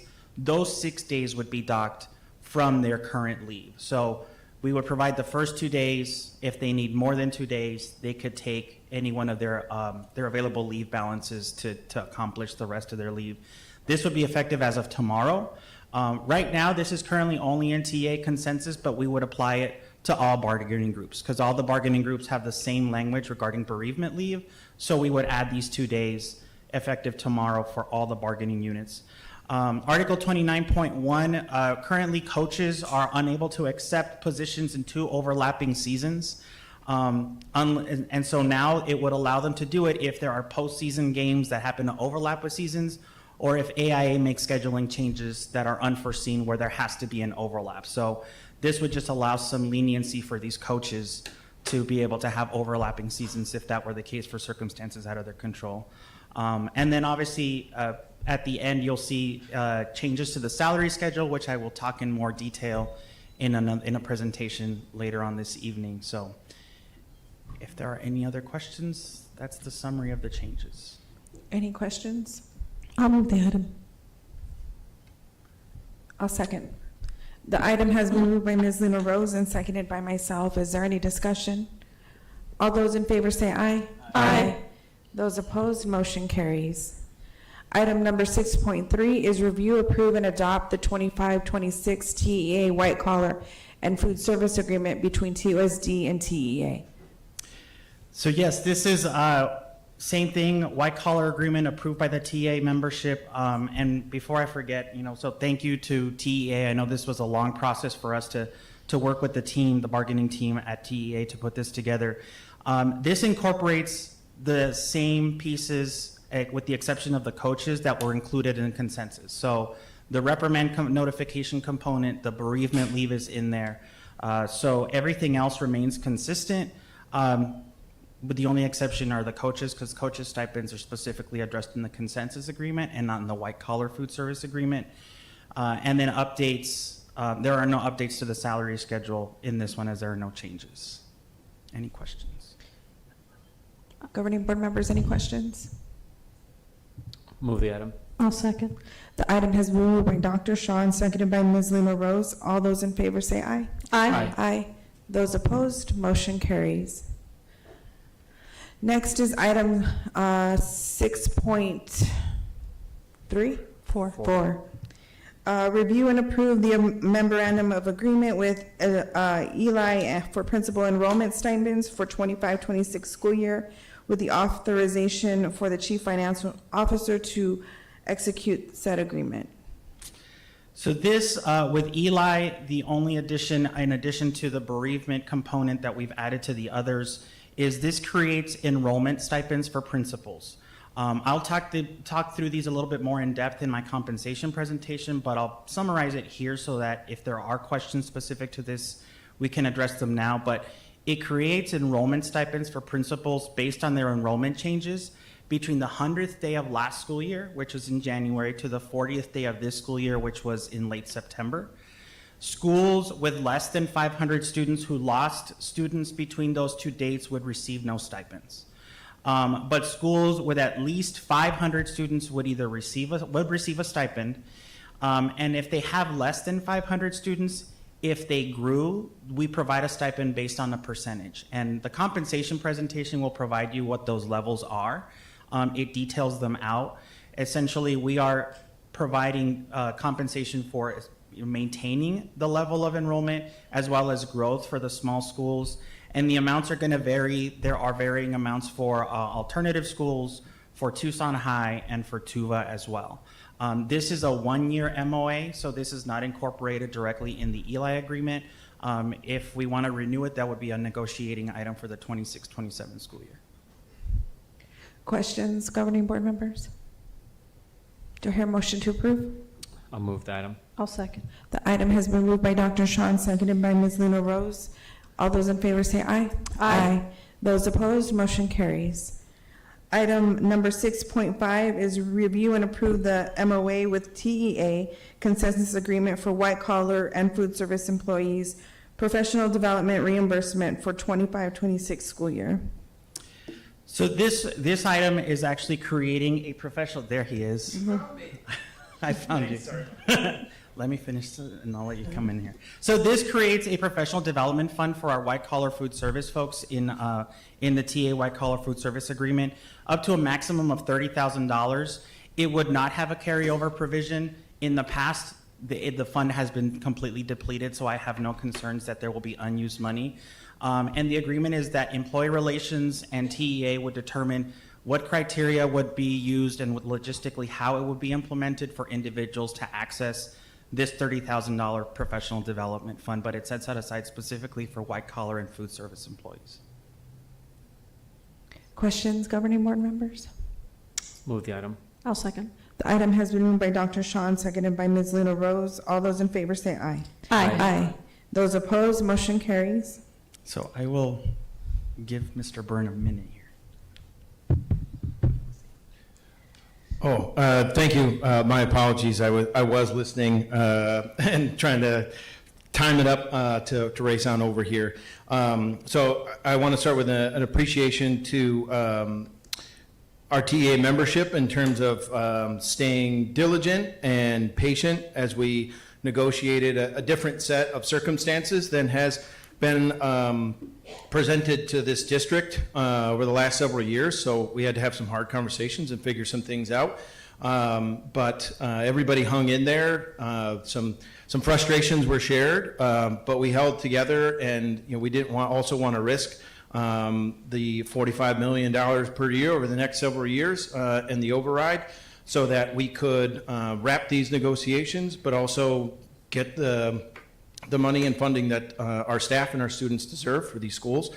And I want to thank Ricky in the finance department, as well as employee relations, working with us. And they had to, we had, I don't know how many phone calls between myself and the employee relations office as we were preparing the ballot and making sure we had correct information before it gets sent out to TEA membership. So April, Brandy, and Bakari are all rock stars. I know that, and we thank Maricela Mesa for all the work that she's put in numerous years, but including this intense bargaining session as well. We're really happy. Aside from the financial challenges that were presented and the discussions that went back and forth, the bereavement leave is an advancement forward. Not having anything, and then knowing that staff close to us, our own members, district leadership, having lost loved ones recently, that this connected really well with them, and we found something that felt appropriate, but also is not going to work to break the district's bank. Changing a sick leave policy as well and negotiating that. Thanks, Dr. Shaw, for helping coordinate with that human resources in terms of, there were just a kind of a semantic barrier that human resources looked at when it came to eligibility of sharing hours between our two bargaining units. And so they worked through that. John Fernandez has also been a rock star on us with that one. And then we developed a different set of criteria for folks who want to stay and continue to work. I'm thinking of someone from the Choya Charger family who reached out to us to talk about sick leave options, because people who might have need intermittent leave for the kind of treatments that they're getting, they might need a couple of days, but they want to come back to work. They don't want to be out the extended period of time. So it's making sort of common sense, humane decisions that are also best for our educators, and we keep consistency inside of our classrooms and on our campuses. We're really happy with the ESP PD fund out there. We know that it's a maximum up to $500 per person until those funds are drained, and that's those are good steps forward. And we had a great partnership in the spring when we rolled one out during spring break. A special shout out to all the staff at Howenstein. Especially Carrie Burden, whose printer we were using in order to print off certificates. But we talked with different departments, and we shared with what our state union has in terms of our PD portal, and said, here are some of the classes. What do you think your folks, you would like to see your employees have? And so we found a partnership with that, and we want to continue that in this next round. Thanks that these PD funds are approved. We want to make sure that what the district's needs are, we can match that with the professional development that our union provides, and that members can get that way. So there's a lot of good in here. The stipend was a big sell, especially for the classified employees. It's double what they got last year. For the average ESP, a classified staff member, that's close to 3 to 4% for them in one step, in one stipend. We know they're not significant raises, but that's what the work of the override is there to work on. So I appreciate all the collaboration and just keeping, we can have our differences of opinion, but we all kept our students and our staff in this district in mind as we made some big moves forward in the last couple of months. So I really want to thank everybody. Thank you.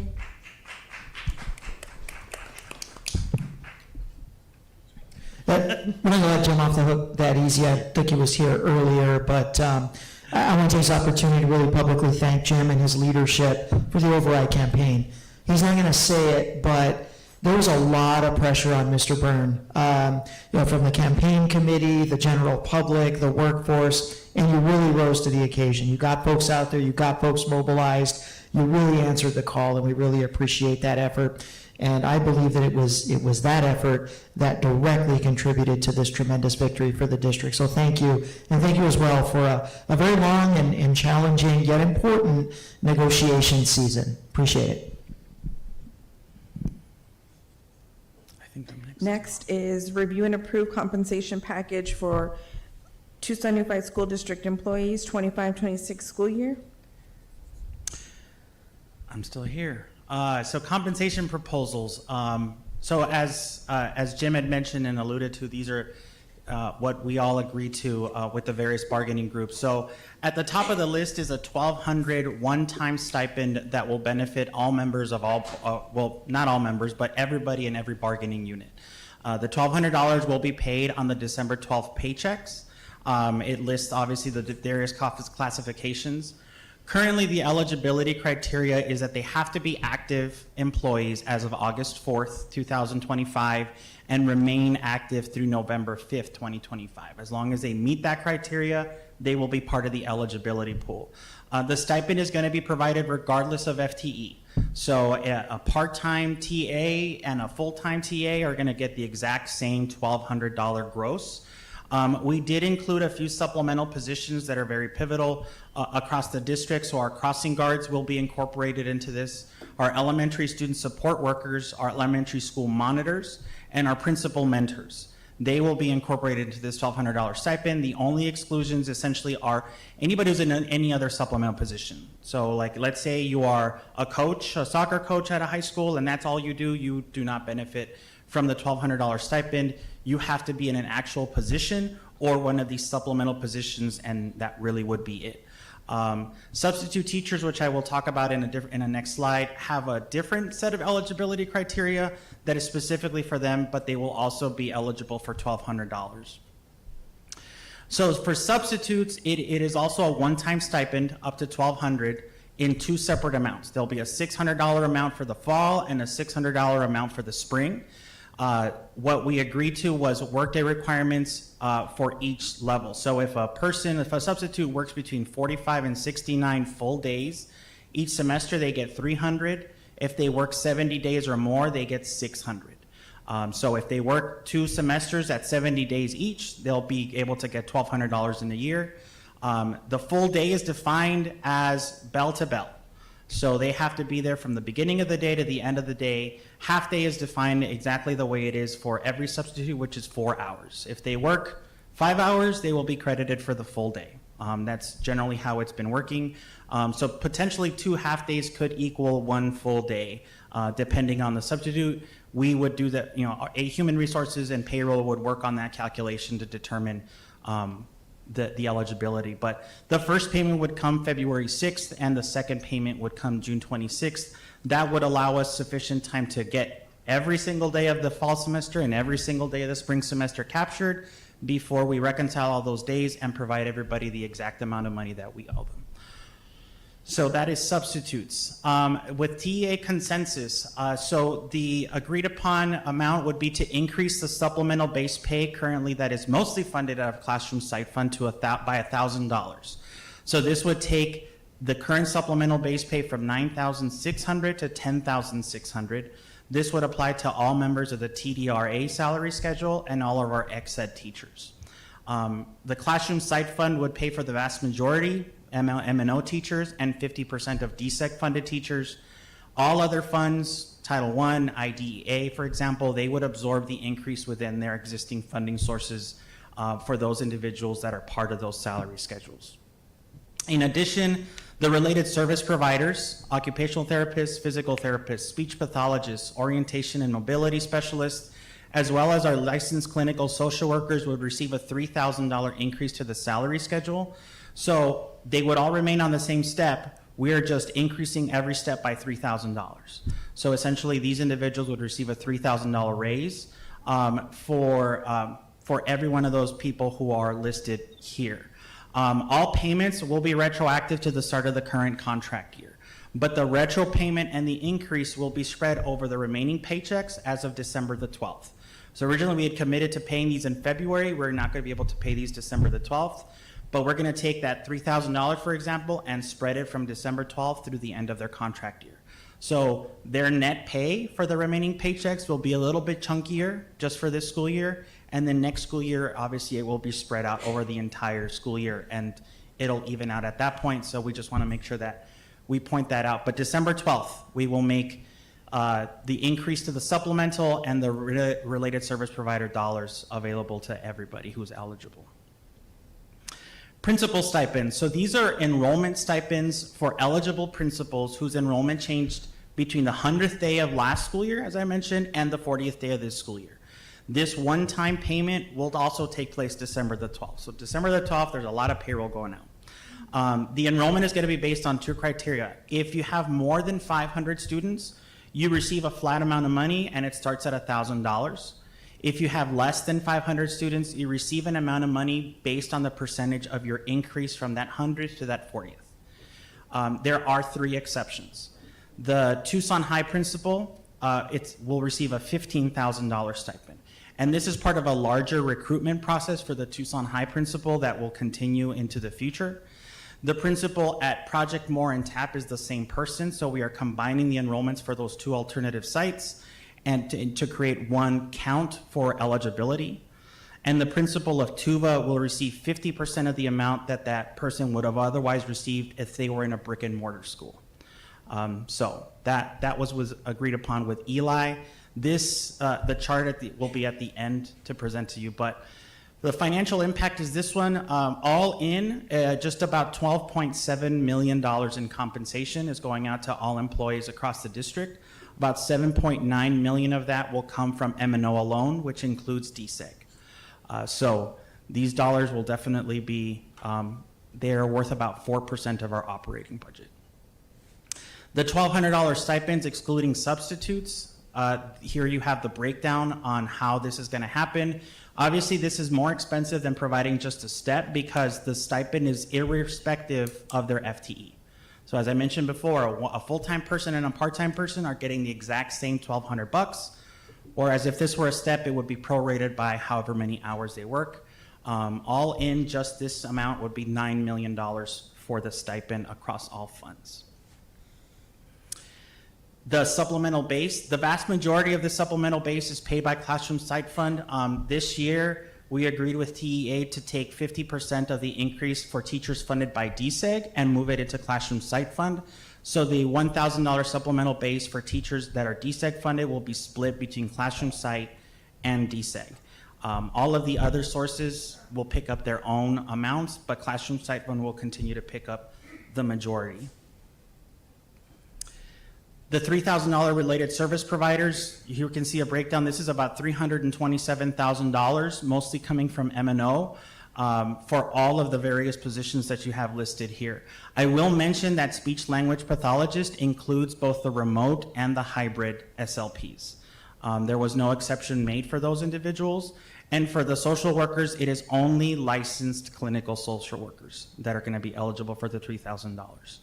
Otherwise, this will be part of what will be increased in the salary schedule for RSPs effective the 12th. This is the breakdown for the stipend for enrollment for principals. It's about $120,000 investment. In the red box to the left, you can see this is the breakdown for schools with over 500. Essentially, for every 100 students, it's a $1,000 increment. And it just grows from there. It caps out at $10,000. But then Tucson High is $15,000, and again, that is part of a larger recruitment strategy when it comes to compensation. For those schools that have less than 500 students, it depends on the percentage increase. So essentially, they get $100 for every 5% they increase. So if you increase 5%, that school would be $600. Obviously, if they tip over, if their increase tips them over 500, they would go into the red box. But we didn't really have anybody that did that. So at this point, this would be $120,000 cost, all in, all M&O funded for this school year only at this point. That is it on compensation. Any questions? Any questions? Ms. Shaw?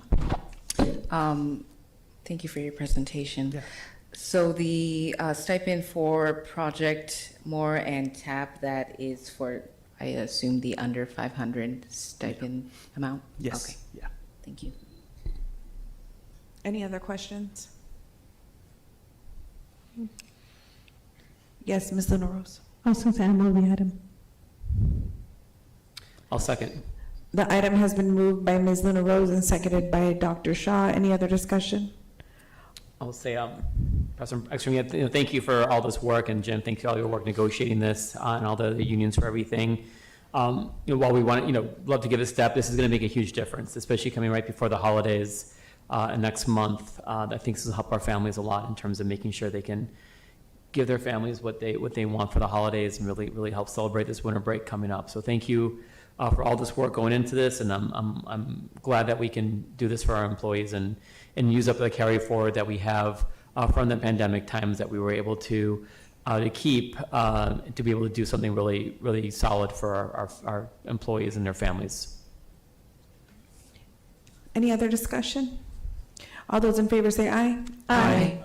Those opposed, motion carries. Thank you so much. Thank you so much. Next is item 6.7, consideration of the 2026 TUSD Governing Board meeting calendar. The next from members of the governing board, Yolanda did a good job putting together this draft. I had an opportunity to look at it. There's one change between a draft that was posted previously and then the one that we replaced it with. We didn't replace any of the proposed dates for the special meetings or the regulars. We just switched it from having a monthly Zoom to a quarterly. That way, because we have run into a couple of times now where we haven't had any items and we've had to cancel the online Zoom. So we proposing quarterly. So that was the only change between the previous draft and this one. With that, I'll turn it over to Yolanda. Hello, governing board members. So start off in January. Do you want me to go month by month, or? Do we need to go month by month, or is everybody set? So like Dr. Trujillo explained, that we did do quarterly, just to explain the special exec meetings. I did have them for January 21st, January 20th, that was already on there. And then April 21st, June 21st, and that's when we can hold our student appeals for grade appeals and retention appeals. And then October 20th was the last one, so. And I don't know if you want to start those at 4:30 or start them at 5, how you were doing right now. But Probably 5. 5, okay. Any questions for Yolanda? I will move the item. Second. The item has been moved by myself and seconded by Ms. Shaw. Any discussion? All those in favor say aye. Aye. Those opposed, motion carries. Thank you, Yolanda. You're welcome.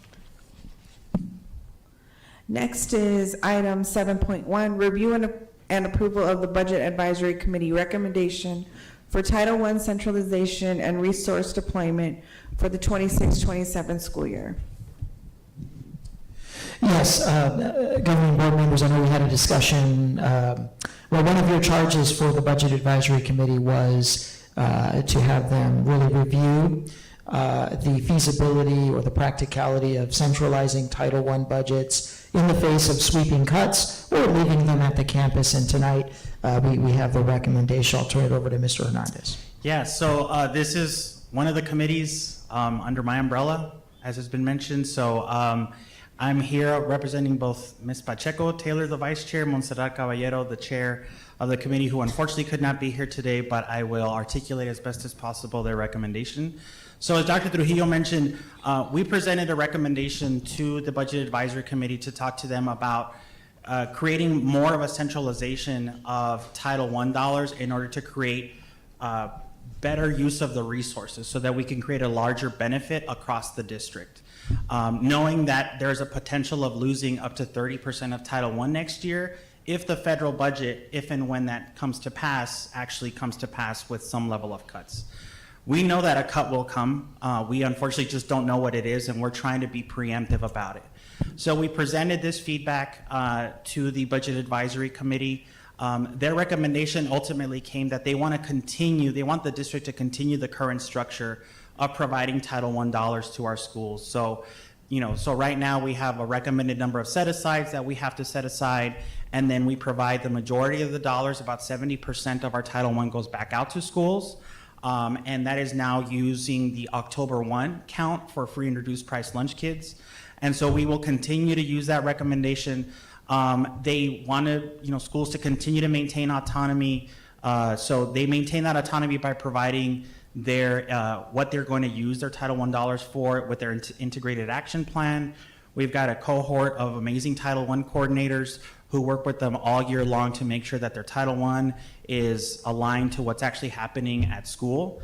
And because of that, one of the recommendations that came from this is the Budget Advisory Committee wants to make sure that during walkthrough process, at least, or some other process, that there is verification that the Title I funds are actually addressing the goals that have been identified in the integrated action plan.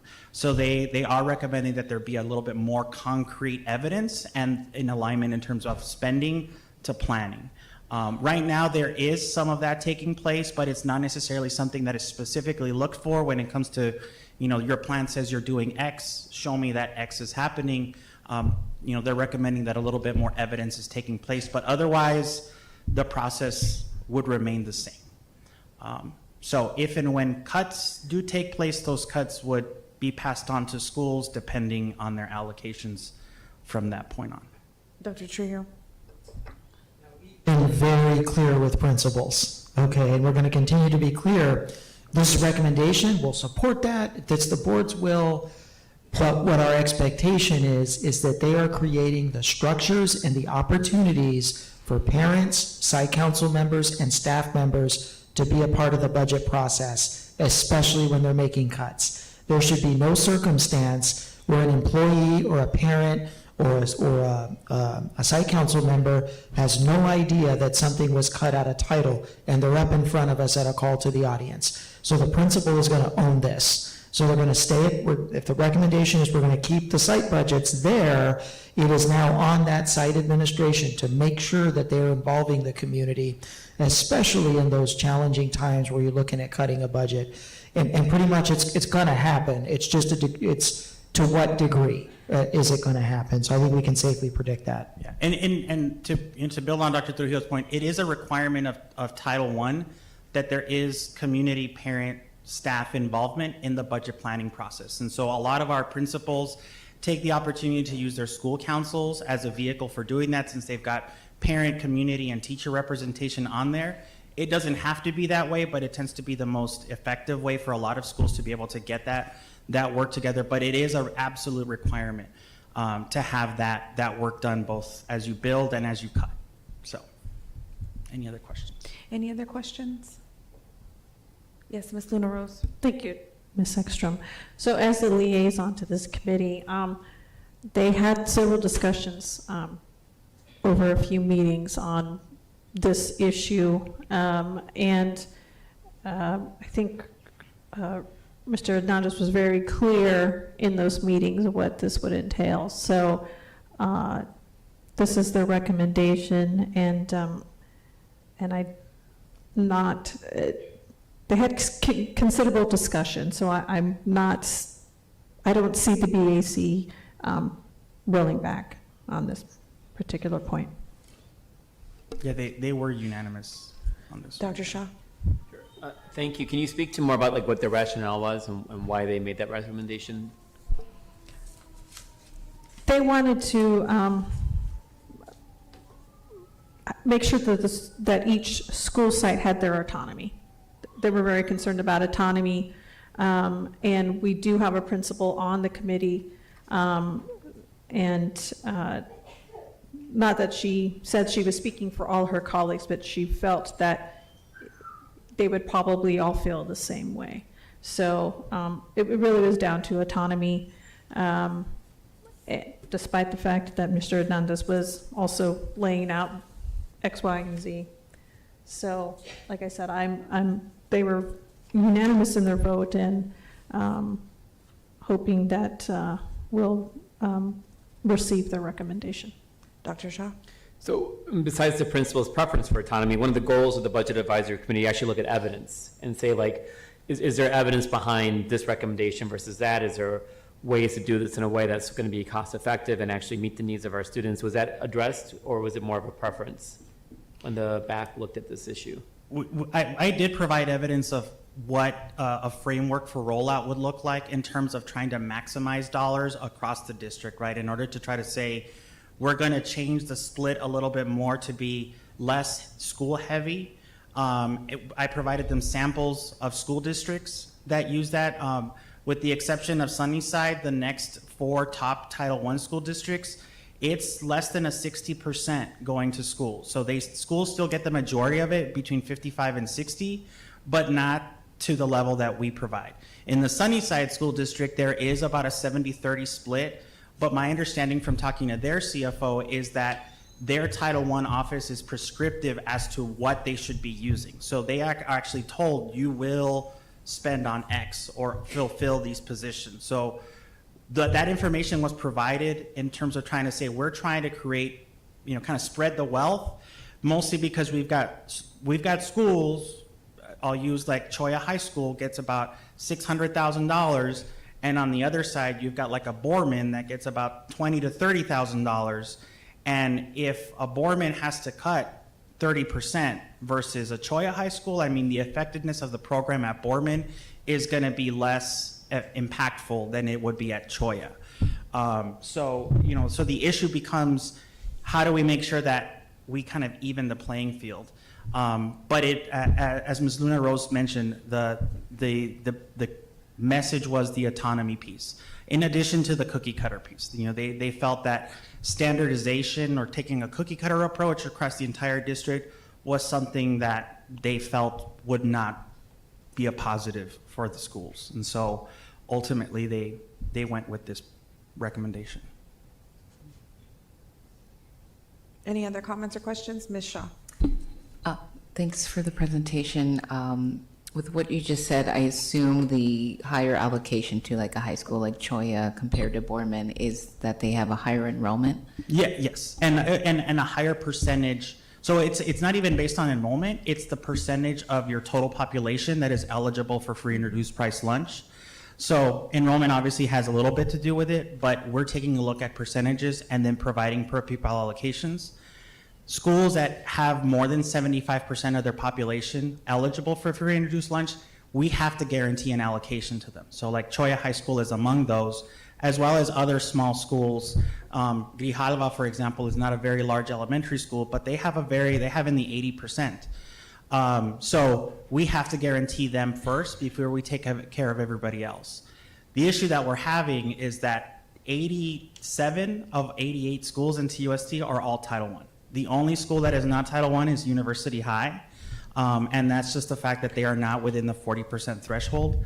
So, and if there are fewer dollars coming in, then obviously everybody's going to feel that pinch, including Central. So. Right. And so if we were to centralize Title I funding, that allocation to schools would be a little bit more equitable based on need? So what we would still have to provide per pupil allocations at every school. Right. So that is still a requirement. They would just be smaller.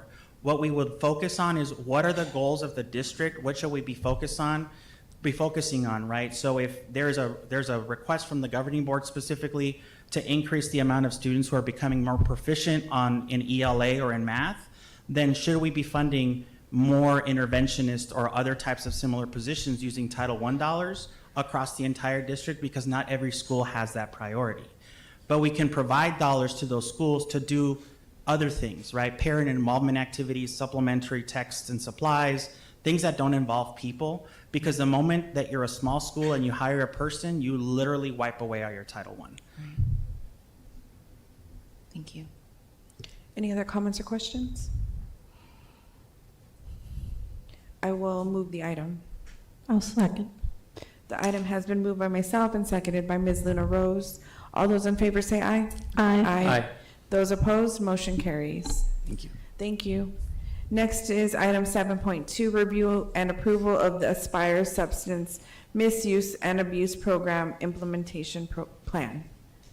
Dr. Trujillo?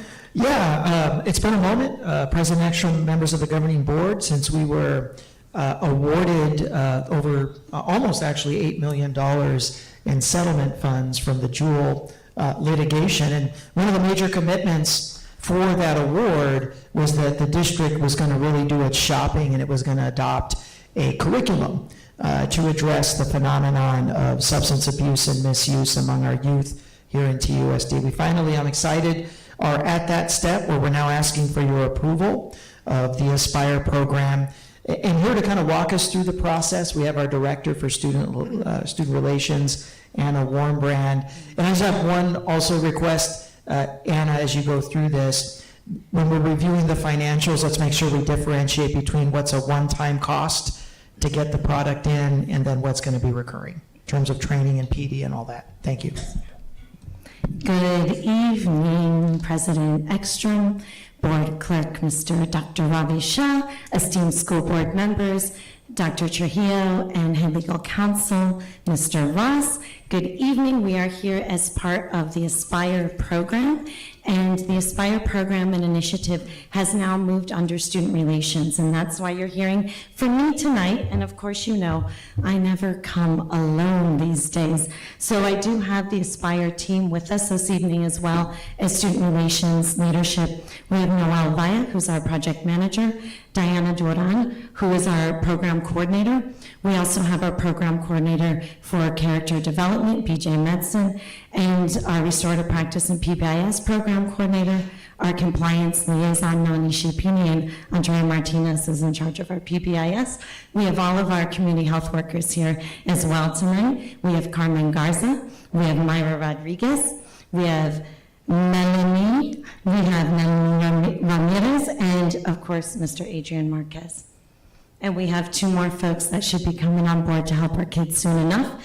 And then we also have Josephine Lane and we have Rachel Rudeher here. And they were part of our RFP process for curriculum and have sat on the committee to help inform as district stakeholders. So, you know, we have a lot of folks here in this space that have worked really hard on bringing you an implementation plan and curriculum for your review tonight.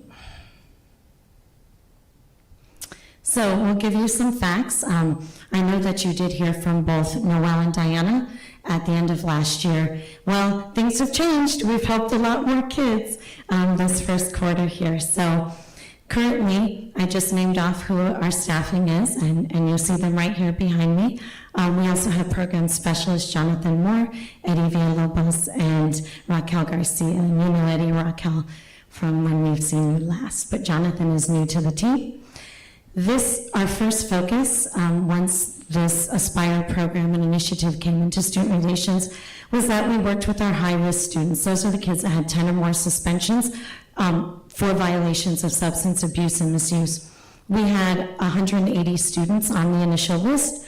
Unfortunately, 60 of those students between the time we generated the list in June and when we started working with them in August, that second week of school, had left the district, unfortunately, but 122 students remained, and our community health workers took that first 9 weeks to touch base with every single student and every single parent of all of our high-risk students for substance abuse and misuse.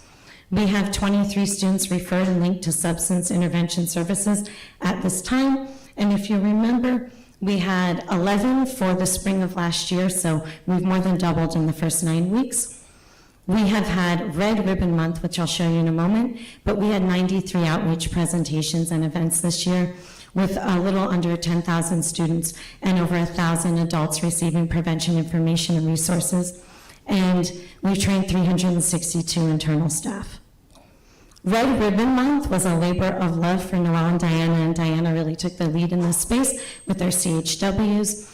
And so we made a huge impact. 7,903 students across participating schools through Red Ribbon presentations. We conducted professional development for staff, and that was driven with Noel's support with the CHWs for 116 educators. We provided substance prevention education to 400 parents. And we hosted 55 Red Ribbon Week events And last year, they were able to do 7, and this year, we had many more folks participating. We had 37. We partner really well with the National Guard and the TMC Meds Matter program. And all of the kids, they sign agreements not to do drugs at the elementary and middle school, and that's a prevention piece. So we embarked upon an RFP process, and I was part of the original committee, but I was not the director in charge of the initiative at the time. So this has been going on for longer than typical because we had to reset and adjust as this initiative came under student relations. But we had a really robust team here in this space to help us with the RFP process. We did online, we did in person, we hosted at Howenstein. We did have 86 people partially engaged. Unfortunately, halfway through that process, part of the survey flip-flopped, and so when they would click on one link, it would take them to the wrong curriculum. So we had 15 people after it was corrected actually complete it, but we had 86 people do the initial part, which is important because we have recommendations. Now, because the dollar amount for both Thrive and Elevate are below that $50,000 mark, this isn't a specific RFP presentation in the way, you know, that Diana would be here and all of that jazz, but we do want to make sure that you all are aware of what the resources and materials are. I have them here if anyone wants to look at them in hand as well. And so essentially, we have Thrive and Elevate, and that's what our committee came up with, as well as all of the survey folks. Luckily, that was the first one on the list that people could participate with. So Thrive is an evidence and trauma-informed interactive course designed to empower teens with knowledge and tools to thrive.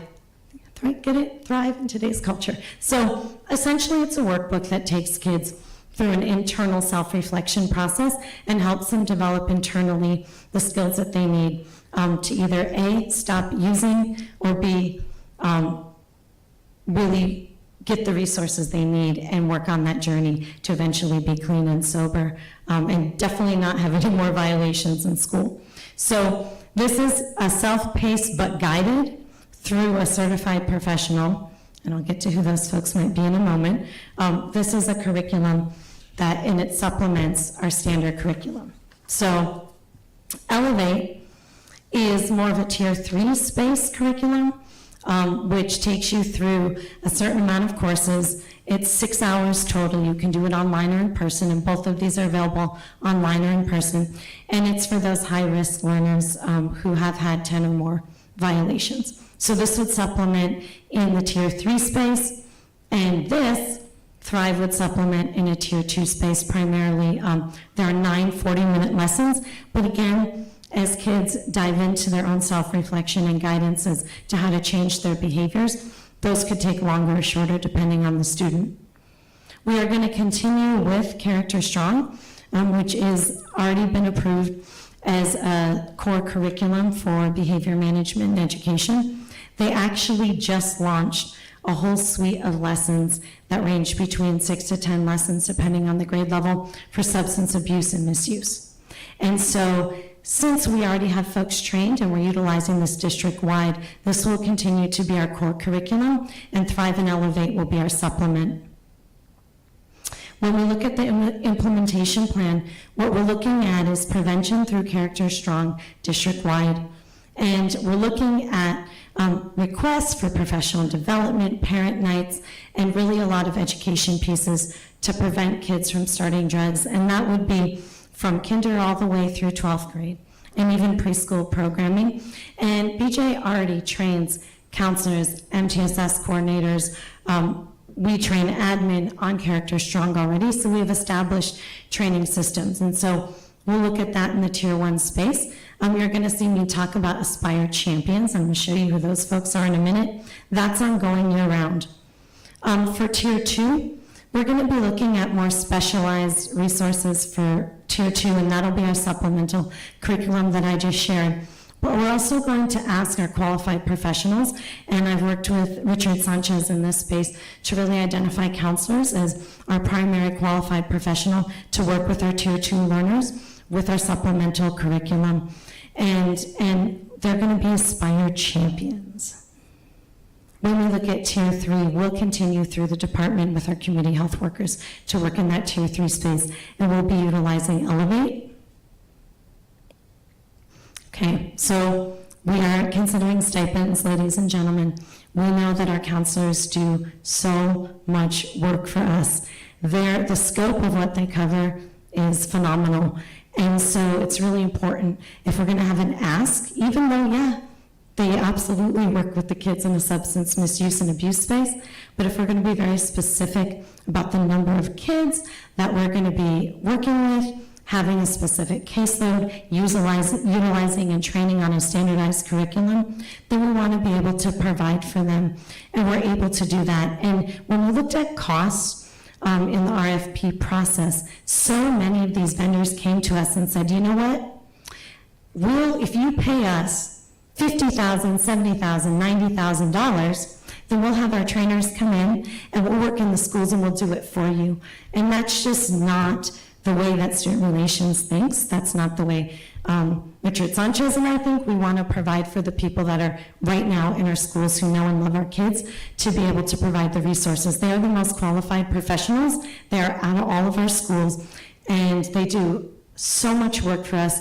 And if we're going to ask just any other thing, then we want to be able to provide a stipend, and we've priced that out to be between $600 and $900. When I did the presentation initially, I know that with the override, there's other parts in play, and we didn't know decisions would be made tonight, so we provided a range for you. And then, you know, we have 33 counselors in the high school space that are broken up A to Z at every one of our high schools. They would also be Aspire champions. So 33 Aspire champions at high school, 1 for every middle school, K-8 and 3-8, and 1 for every elementary. And then, you know, we're provided $900,000 annually. We currently allocate a little over $600,000 within our budget. That's what's been used when the Aspire initiative came to student relations. So we do have amounts of money left to both continue with Character Strong annually and continue with our supplemental curriculum and provide stipends. So to Dr. Trujillo's request, when we priced it out and went through everything, and I was able to touch base with Mr. Hernandez and make sure my numbers were correct as the budget came under my leadership, that anything we do is sustainable for the duration of the allocation, and this should be. We are not planning on spending any more aside from what you see here, and that leaves actually approximately, depending what we decide ultimately for stipends, and how well we can bargain with our curriculum piece. We don't want to spend more than 30 grand in that space. If we can get that number down, then we would have room for one more position potentially, but we'll cross that bridge when we come to it. Right now, I want to make sure that people are serving kids appropriately who have had violations or who may be at risk for violations, and that we have appropriate curriculum and training for them to do so. So this is absolutely sustainable under the $900,000 annually. So I'm not asking for any more money, I'm just presenting a plan for what's already allocated with the JEWEL funding. So that is the completion of the presentation, and if anyone wants to physically see, we have a few copies here. Yes, would you? May I see it? Sure. Thank you. Yes, please.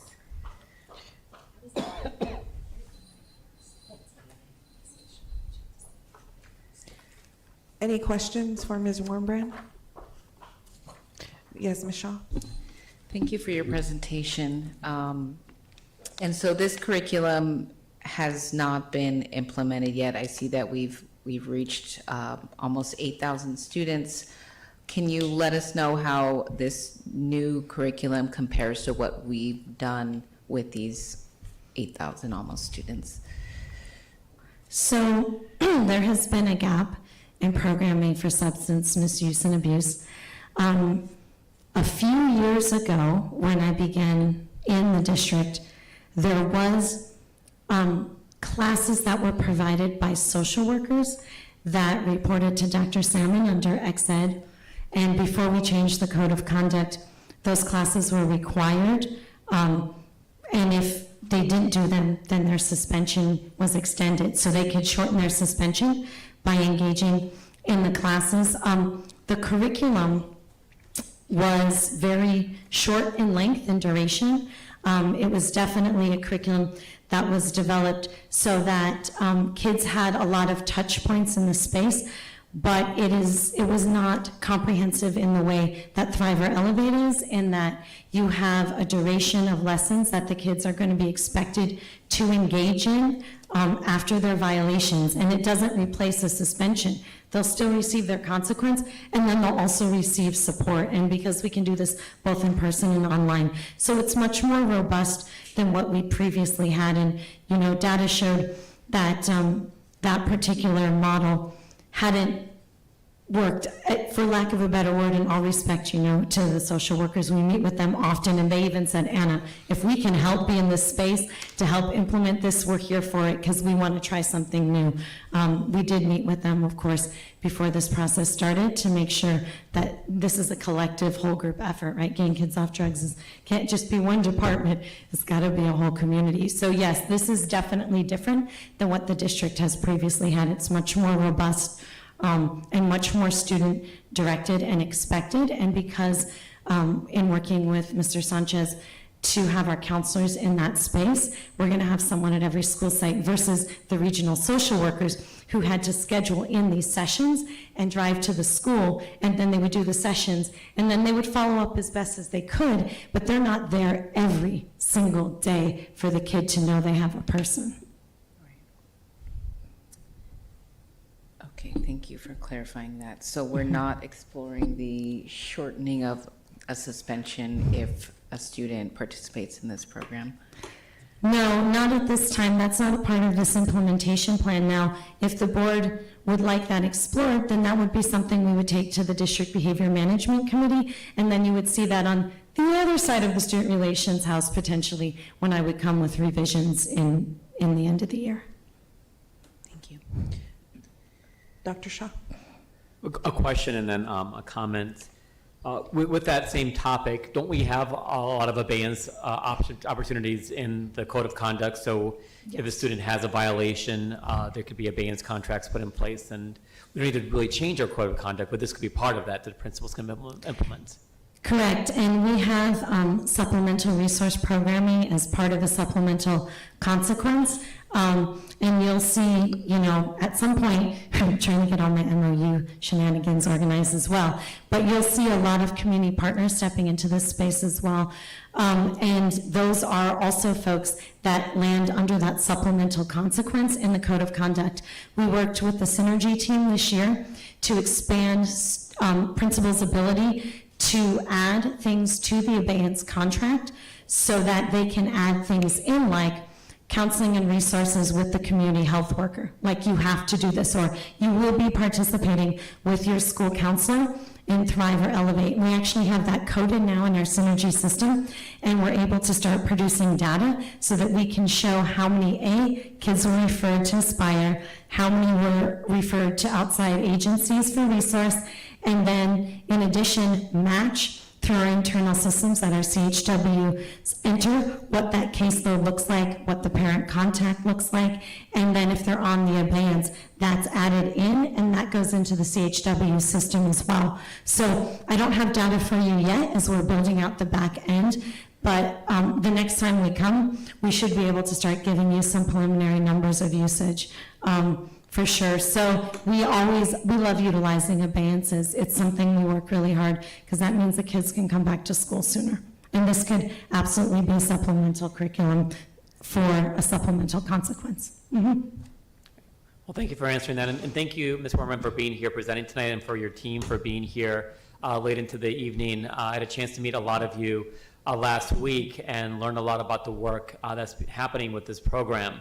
Now, I'm really excited about this opportunity. We're doing something that I don't think any other school district around the country is really doing, which is really putting together this comprehensive, concerted effort to address addiction and substance use for our students. And this is thanks in part to a settlement that we have with Jewel that's going to give us that $8-9 million. So this isn't just like a 1-year, 2-year project. This is a decade-long project. We're going to be doing this for years and revamping this as we see what works and what doesn't work, to really move the needle on addressing this. And as I mentioned last week, if this is done right, if all the work that you're doing, is really makes an impact, we're going to really have a positive impact on addiction and substance use, for a decade or two to come on our students and our community here in Southern Arizona.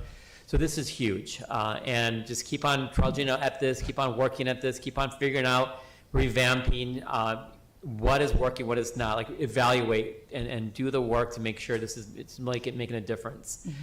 I'm excited about the next steps that we talked a lot about the next steps last mm-hmm. week about integrating with a lot of the things that are going to come from the override. We're going to be addressing truancy from the override dollars. We're going to be increasing social workers in our high schools, especially.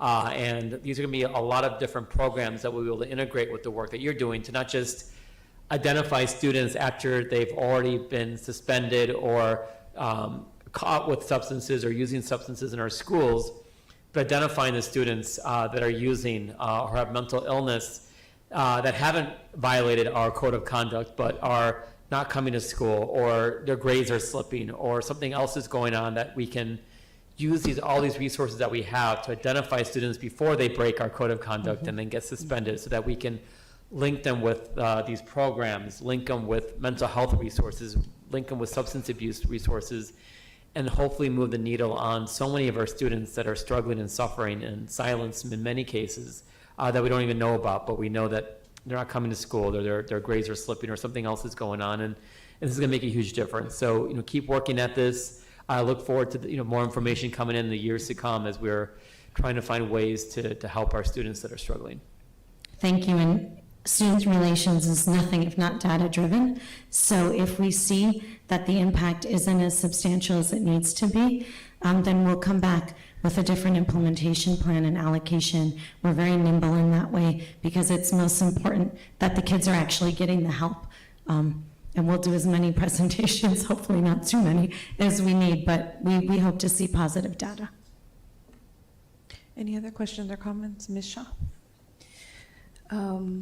So one of these curriculums, the work involved is about 6 hours long. Can you talk about when students will have the opportunity to do this work? I imagine it might be at school, it might be at home, but 6 hours kind of seems daunting, considering that maybe these students also are credit deficient mm-hmm. and maybe skipping class. How is this workload going to be balanced mm-hmm. with their schoolwork? So with the Elevate curriculum, that's our Tier 3 support. So these kids are on long-term suspension. And, thankfully, we're all under Mr. Armenta, right? And Mr. Armenta's been very supportive of letting us fly and work in this implementation space. And so I've worked with Dr. Nunez with DAPE, and then also with those kids who end up at TUVET, and then those kids are at home. We want to make sure that they have before they leave, either a physical workbook, if that's their preference, or B, that they're able to access this online. And that's part of what they're going to be engaging with during that time that they're on a long term. That 6 hours are for the kids that have 10 or more. And so they've gone typically through a hearing process, or they're at least at 10 days with an abeyance contract. And so this is part of what they should be engaging with in that space. And if not, if they come back and only part of it's done, well then good thing we have our CHWs that are situated throughout our high schools and then can go into that middle school space for our Tier 3 learners if need be. And they will sit with them and make that commitment, because what we know is if we don't do some type of long-term direct intervention, we will see them again, or they'll just leave. But to your point, like 6 hours, like consecutively, no, this isn't a program in which we have the expectation that they're coming one day, and then the next day, and then the next day. Obviously, we want as much continuity in the same time frame as possible, but we're also realistic about other commitments, to your point. So it's not a program that has to be done for 6 days straight, for example. Okay, thank you for clarifying that. And then for the Aspire champions, like the counselors that may be tasked to help with this, do they have capacity for this work? Well, yes. So I'm going to have Mr. Sanchez come up because we've worked, it's been really actually beautiful being able to work together in that space because this was all one department and now it's under two folks. But yes, Mr. Sanchez, if you want to speak to the capacity of your counselors and expectations. Well, good evening, board members. To your point, yeah, we really do in talking to and working in collaboration with Ms. Wormbrandt is that we do have the capacity at the site level to be able to do this work. If you think about it at the elementary level, many of our counselors are already doing character strong within their lessons. And so us adding this requirement to making sure that there is a campaign of awareness, drug and alcohol awareness, just really goes hand in hand with the work that they're already doing. And then at the secondary level, due to the violations that occur, we do have the capacity to create case management loads for students to be able to come in, meet with the counselors, facilitate those lessons, whether it be in person or online, depending on each student's individual situation. But we really feel like having somebody on campus that already interfaces with the students, already knows them, makes sense to go ahead and engage with this kind of curriculum as well. Okay. And then maybe a suggestion if you know, once this is implemented, or maybe even before, I think that we need to incentivize the completion of the curriculum and, like, you know, help kids who do complete it or maybe feeling like they don't want to, you know, work through it in a real way, to like have some sort of incentive once they complete it. I don't know if it could be like some sort of graduation after they complete the program, maybe like a gift card, so that they really dive in looking forward to learning and also like the end, a capstone, if you will. So maybe start to think about that if it's not already in the works. The work that I do, my 9 to 5 is, I work with the health department to do the Solid Arte program, which is currently, the theme is to reduce the stigma around opioid addiction. And the artist for this year, Liz Burden, her whole theme is that like the catalyst to recovery is connection. And so I hope that as well as the curriculum that we may be adopting, we really push those like mentorships, community connections, and also push the programs we have in TUSD, like our CTE, that may like give students who are struggling like a reason to, you know, stay on the straight and narrow. So luckily, Student Relations also oversees PBIS. So I look back and Andre and BJ, their minds are already working. And our CHWs, they're really the heart of the program. I'm very numbers driven, and they'll have to say, Anna, the quality of the care we give the kids sometimes takes longer than getting through 122 kids in 4 weeks. I say, thank you for reminding me, you're absolutely right. So they are really the heart of the matter, and the care that they give to the kids matters a whole lot to them, and that's their first priority. Yeah, we would love to have a graduation party, ceremony. We're going to be totally on that business, and everyone's invited because that's a great idea. I'm super excited. Yeah, we like that. Thank you. Any other questions or comments for Ms. Wormbrandt? Okay, do I hear a motion to approve the Aspire Substance Misuse and Abuse Program Implementation Plan? So moved. I'll second. The item has been moved by Ms. Shaw and seconded by Dr. Shaw. Any other discussion? All those in favor say aye. Aye. Those opposed, motion carries. Thank you, Ms. Wormbrandt, and to all of the people that worked with you. We really appreciate you. Thank you. Means Thank a lot to you.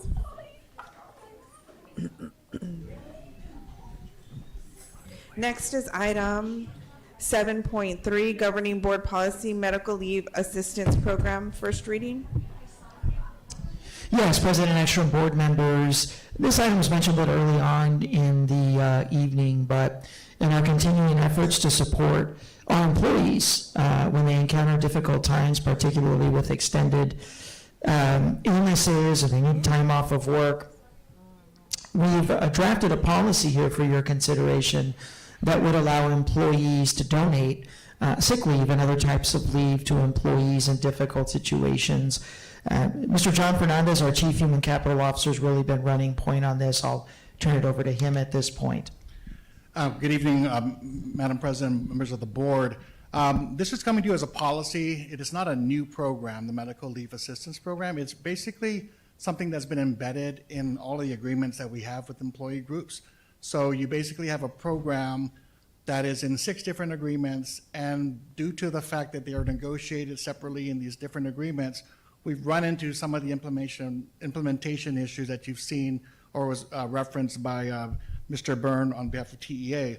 I think Dr. Shah, you mentioned, you worked with Mr. Byrne on some of these issues, forwarded it to us to look at, and that was really the input that we got from our benefit staff as they work to try to fulfill the intent of the program, which is to allow employees to donate unused accrued sick leave to their colleagues.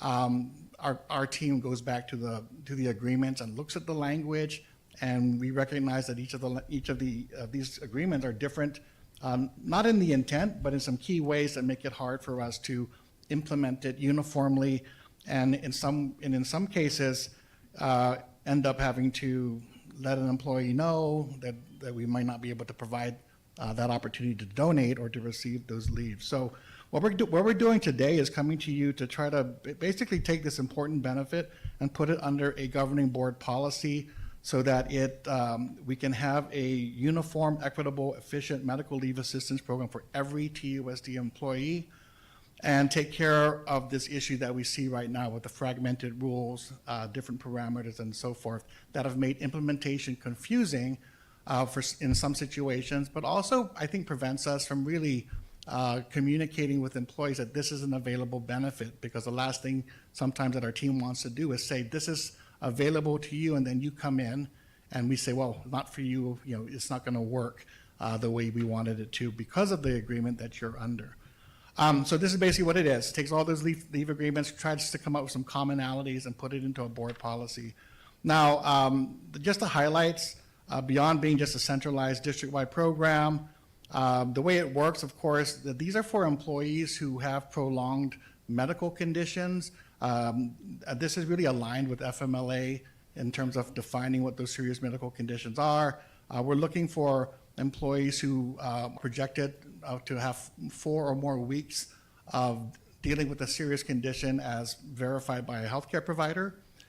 For anyone who wants to donate, they're able to basically donate a maximum of 10 days, 80 hours per fiscal year, as long as they maintain a minimum of 30 days in their sick leave bank.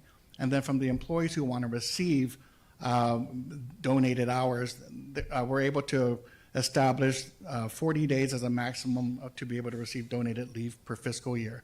These are really based on our experience with those requests and donations that we process each year. So we believe that those parameters are sufficient to address the common issues that we see. And then, of course, this will be administered by staff in HR and payroll to review those applications and to look for opportunities to clarify, communicate this assistance to employees, and then also to come back with improvements and suggested amendments once we have an opportunity to implement this uniformly across the board.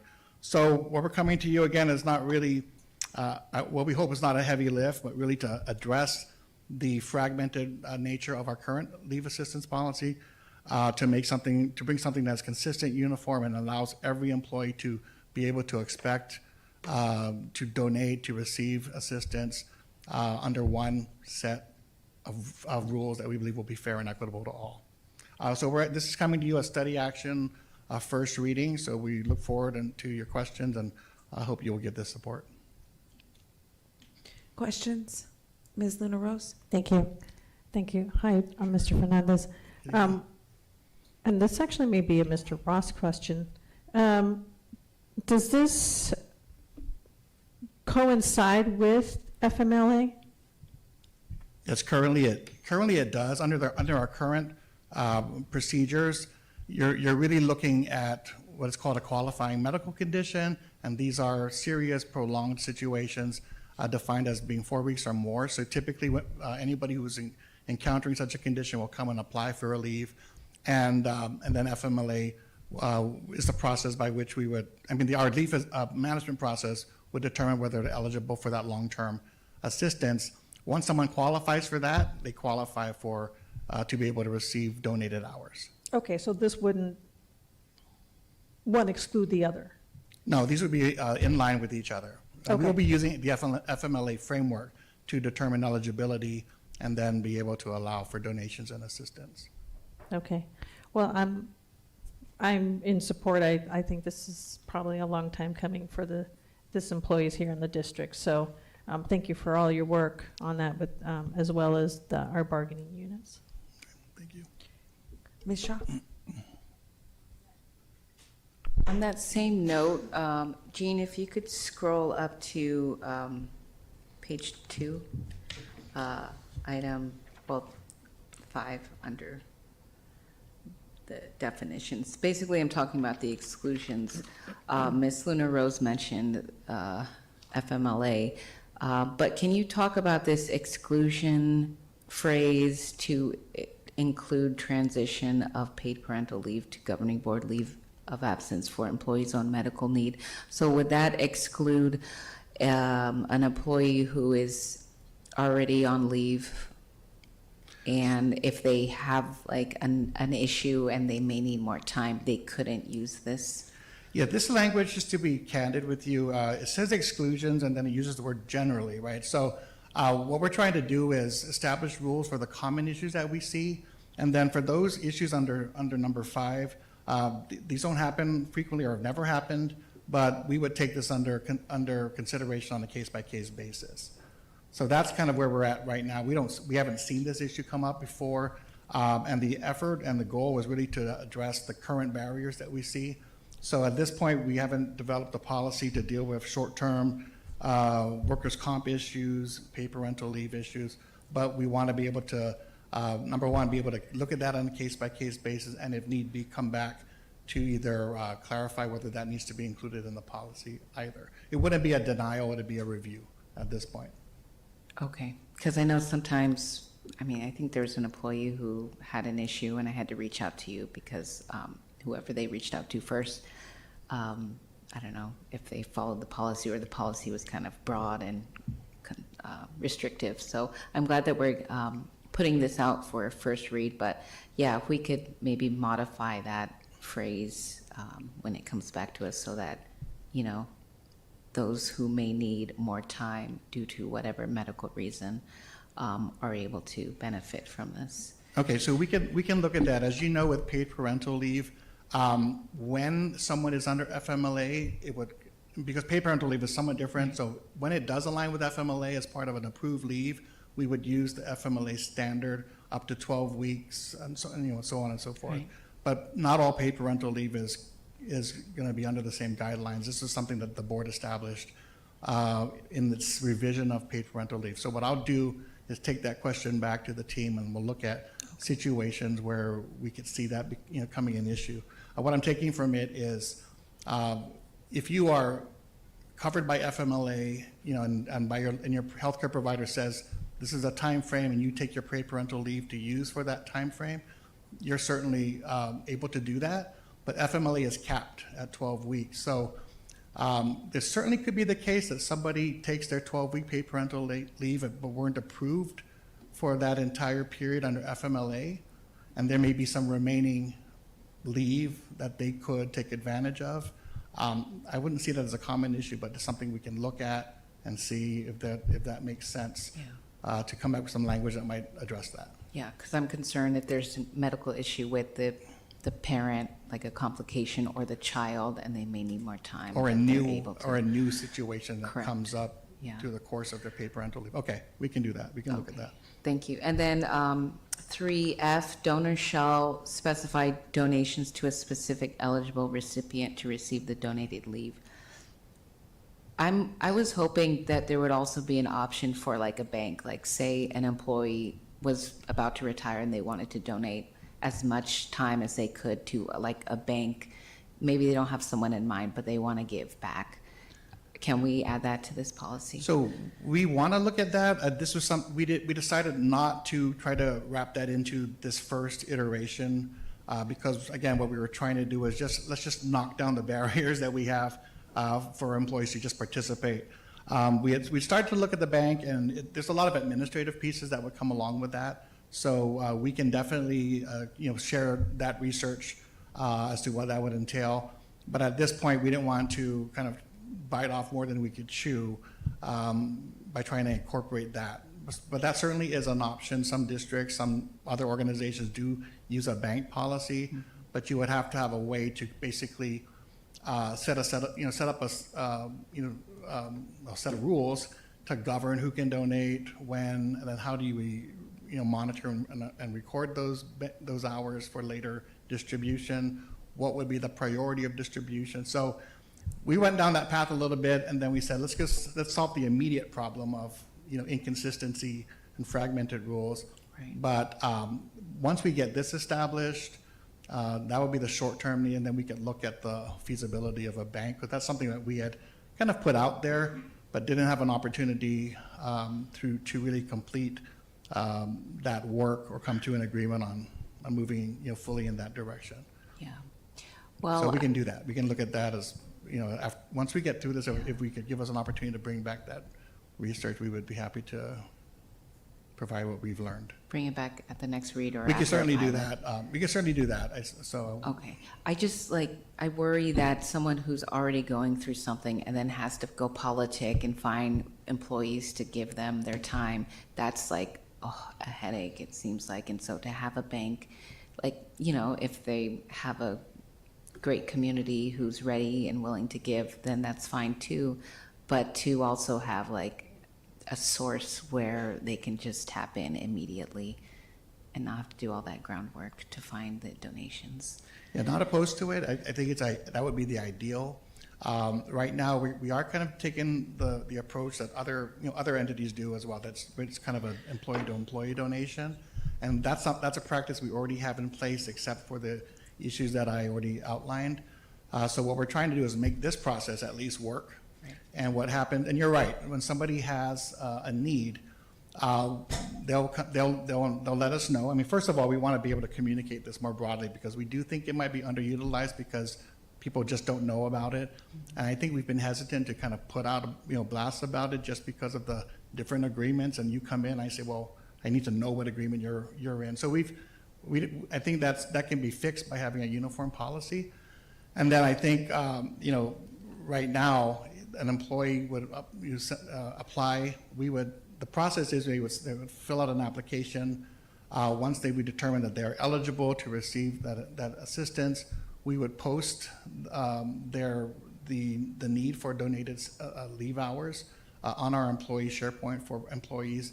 And currently, you're right, the employees through their community would inform their colleagues of a need to receive donations, and those donors would then fill out that donor form. So that's how it works. It's not like a bank at this point, but we certainly hope this will address the issue of people saying, I want to donate, and then we say, well, this is not contained in the agreement that you have in place. So that's the first issue we want to address, and then we can share the information before a second reading about what a bank would take.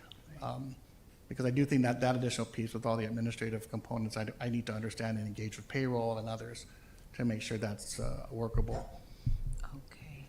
And then I just got another idea, sorry.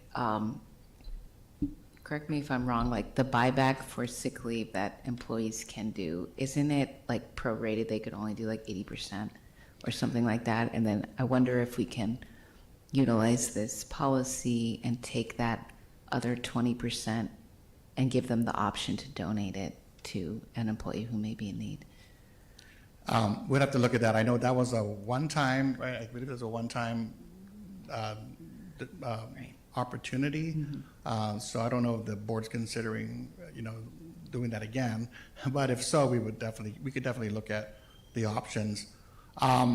There's a processing component in here as well. So I also want to make sure that whatever this direction we go, we take into account what the timing it takes to process all these donations as well. So you'll see in the policy, even as we allow people to donate hours, if they are separating, we see situations, whether it's another district of, maybe a leave bank, where people who are on the way out will look at donating their sick leave that they are not able to pay out or get a payout for, and will donate it.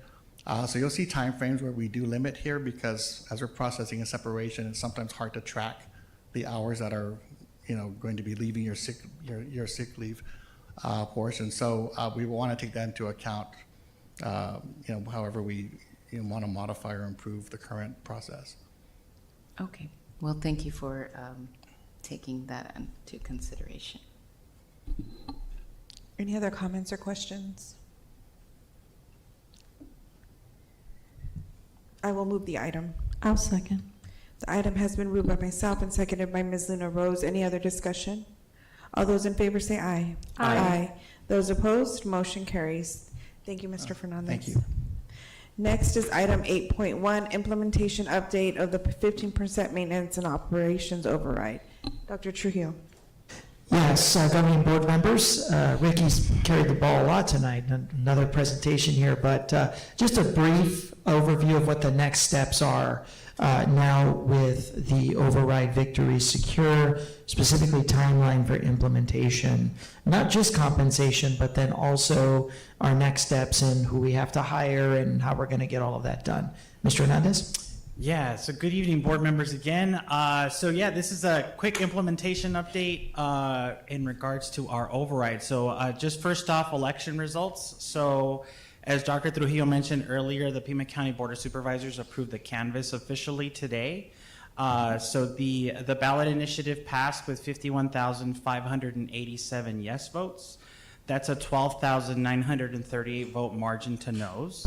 So just about 3% shy of the bond passage. So we were one of 4 counties where every school district ballot question passed.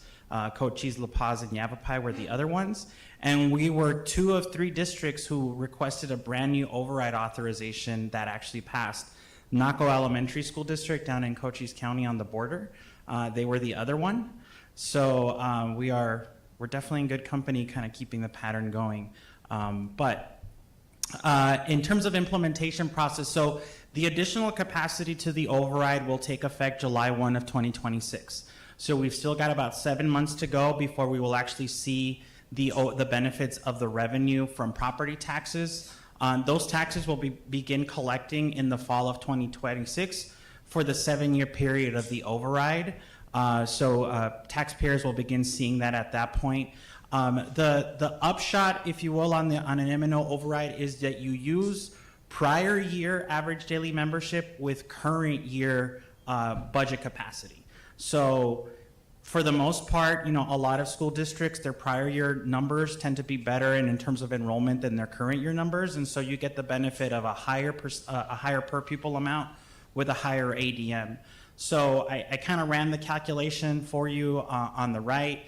There's a lot of math in there, but ultimately 44.7 million is the current estimate based on what we know today.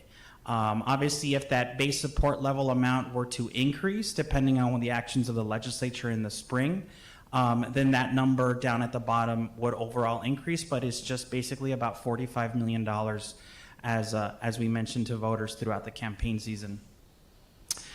Salary increases. So all teachers on the TDRA and TDRB salary schedules, as well as XED and others in that TA consensus, would be provided a $3,000 increase on their current step in the salary schedule.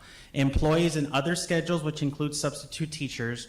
Now I know comment was made, is there a salary schedule for substitutes? Yes, there is.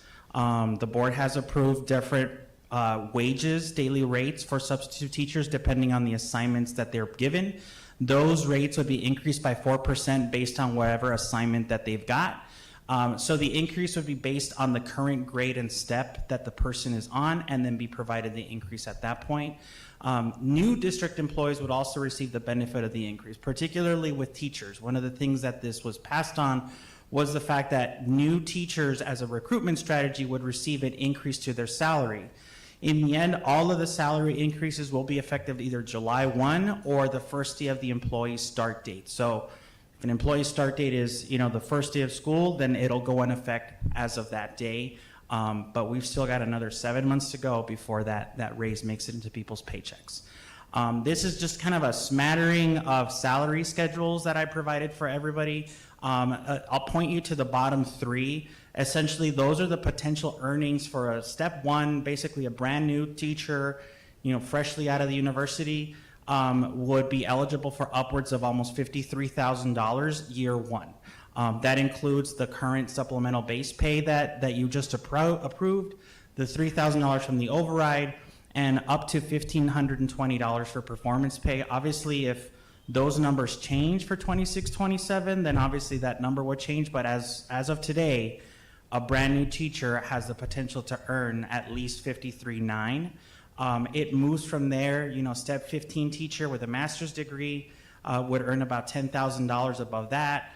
A step 15 ex-ed teacher would earn another $10,000 above that. So it definitely moves the needle when it comes to compensation for our teaching staff. When it comes to other salary schedules, I provided you the salary schedule for the blue collar, for a sample of blue collar employees. Grade I, for example, are our facilities. A lot of our facilities employees are in grade I. Grade H, we have a lot of office staff at schools that are part of grade H. I provided you the principal, just kind of the different level of principal increases, and then for bus drivers, what it would look like. And so that is calculated based on 4% on that step. So if I'm a step one grade I AFSCME employee, I would start 1977, effective July 1. And so there are obviously a lot of other salary schedules, but I wanted to highlight a few that I know that have been pointed out throughout the last several months. Now, when it comes to additional positions, one of the commitments that was made is that we would fund additional teachers in PE, fine arts, and interventionists in reading and math. Those will be included as part of the budget process, and we will work with curriculum and instruction with Dr. Hewitt's department in order to figure out how we essentially distribute these positions. So with interventionists, we would move all of the DSEG funded interventionists over to the override. We would look at the redistribution of those positions to make sure that they're distributed as evenly as possible, and the remaining balance then would be funded by the override. So we would take a look at what we've got and what more we need in order to make sure that the override is funding all interventionists. PE teachers, a minimum of 1 FTE, but we would provide a 500 to 1 at every elementary, K6, K8, and middle school. If you have, some schools, I will point out Line Weaver has a PE teacher currently. We would just essentially fund that out of the override. So if you have an existing position already in any one of those grade levels, we would just fund it out of the override. Same thing with social workers. A minimum of 1 FTE at every high school with a 500 to 1 FTE formula implemented as the budget development process. That would obviously be a recruitment unless you've already got a social worker. If you have one, maybe funded out of a supplemental fund, we would move it to the override and your fund would be released to do whatever you need to do. If you have Title I, for example, or Title IV. School counselors, we would reduce that formula to 400 to 1. So as part of the development process for the budget, we would just apply that formula. Again, existing positions that may already be there above formula, because we have a few, would just be moved over to the override. You don't necessarily get more unless the formula says you get more, because we're now to 400 to 1 from 500 to 1 for school counselors. And with fine arts, we will work with the fine arts department and with Dr. Hewitt in order to determine how we position the 14 additional positions for fine arts across the district and across the schools. In CTE, there was an allocation provided directly to the CTE department. We would work with CTE to determine where the high demand programs in career and technical education would be in order to place these instructional specialists, as well as the college and career counselors. Those would be determined by Chuck McCullum in the CTE department.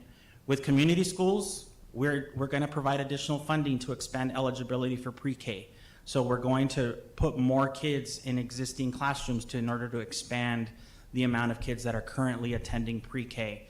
And with credit recovery, working with Mr. Armenta in leadership and student success and in dropout prevention to fund alternative opportunities for students to receive credit recovery outside of the regular school day. So expanding credit recovery beyond just like a 0 period. And those dollars will be allocated to leadership and student success. Now, I know there's obviously questions in regards to financial reporting and accountability. We're just gonna stuff this in a mattress in the back and call it good. No. So financial services, we're gonna design and implement a new accounting process to track all of this, just like we did with the bond. A new fund will be created that will roll up to M&O. That new fund will specifically have all override-related budgets and expenditures. Every commitment that was made in the override will have a 5-digit activity code, like we have a 5-digit activity code for every DSEG activity. Finance, I will be providing reports as part of either updates or whenever you would like me to provide you an update on what's going in and what's going out. Now, from an accounting perspective, override funds are unrestricted but committed. The board has committed these dollars, technically they're unrestricted. Nevertheless, we're gonna treat this like ESSER. So any expenditure proposals, if they need to be shifted in any way, shape, or form, are gonna be brought to U5 first, and with your approval, we'll make changes at that point. But otherwise, we are funding exactly the way the process is laid out, and those will be very transparent once we activate this in 26-27. In fact, we are opening up our financial system about 2 months early in order to start planning this out. And we're contracting with Tyler Technologies, which is our financial management software company, to help us build all this to make sure that we've got the reporting that we need so that it's not all stuffed in a mattress somewhere in the back. Any questions? Questions for Mr. Hernandez? Ms. Shaw? Thank you for your presentation. Like with the bond, I would like it if we had an oversight committee. I don't know if we can just add that to the charter of the bond committee to do both the bond and the override, or we have to, form a new committee, but. That would be a decision of the board if you wanted to amend the responsibility of the bond oversight committee. I will tell you, there would be nothing necessarily for them to approve. As I've explained, we'll roll out the salary schedule. I mean, unless you want us to get approval from this committee or whatever committee you decide upon to implement the salary schedule as we've laid it out or as the board has approved. So we can certainly create, you all can certainly create any committee that you feel you need to in order to create some sort of oversight. I'm certainly not opposed to that. Their activity would be limited, I would tell you, just because this isn't like a bond. The moment we implement the $3,000, it runs and it just goes. There isn't really an activity to present, but I leave that to you. Okay, that makes sense. I just want to make sure that, what we told voters and what they approved is actually being implemented. Speaking of that, I didn't notice the word librarians in this presentation, and I know that was included on the letter that we put out, and hoping that that is within this package. I'll defer to you all. I don't have anything for librarians in the package. I know it was in the letter. I don't have any direction at this point about librarians. Dr. Trujillo, was that one of the items that we told voters that we would pay for, or was that like lip service to me? I don't remember it being in the actual ballot language that went out. The ballot language itself didn't mention anything specific like this, just because the ballot language for an override is not crafted that way. But to Ms. Shaw's point, the voter information pamphlet, I believe, did include language related to, we did say librarians in the letter that they provided, and I think in the I would say if it's in the voter pamphlet, that we have a responsibility to make it happen. So I will come back to the board and ask for direction on how you want to allocate that, because I haven't created an allocation process for library media specialists. Yeah, certified librarian at every school Right. is how I understood that it would roll out, and ideally one for each school, not like a floating librarian. Yeah. And I will say the implication behind that is, my question to you all is, what do we do with library assistants? That is part of the formula. So if there is a library, I will say Little Urquides Elementary has a great library assistant. If we put a librarian there, what happens to the library assistant. That is a question that I will need direction from this board.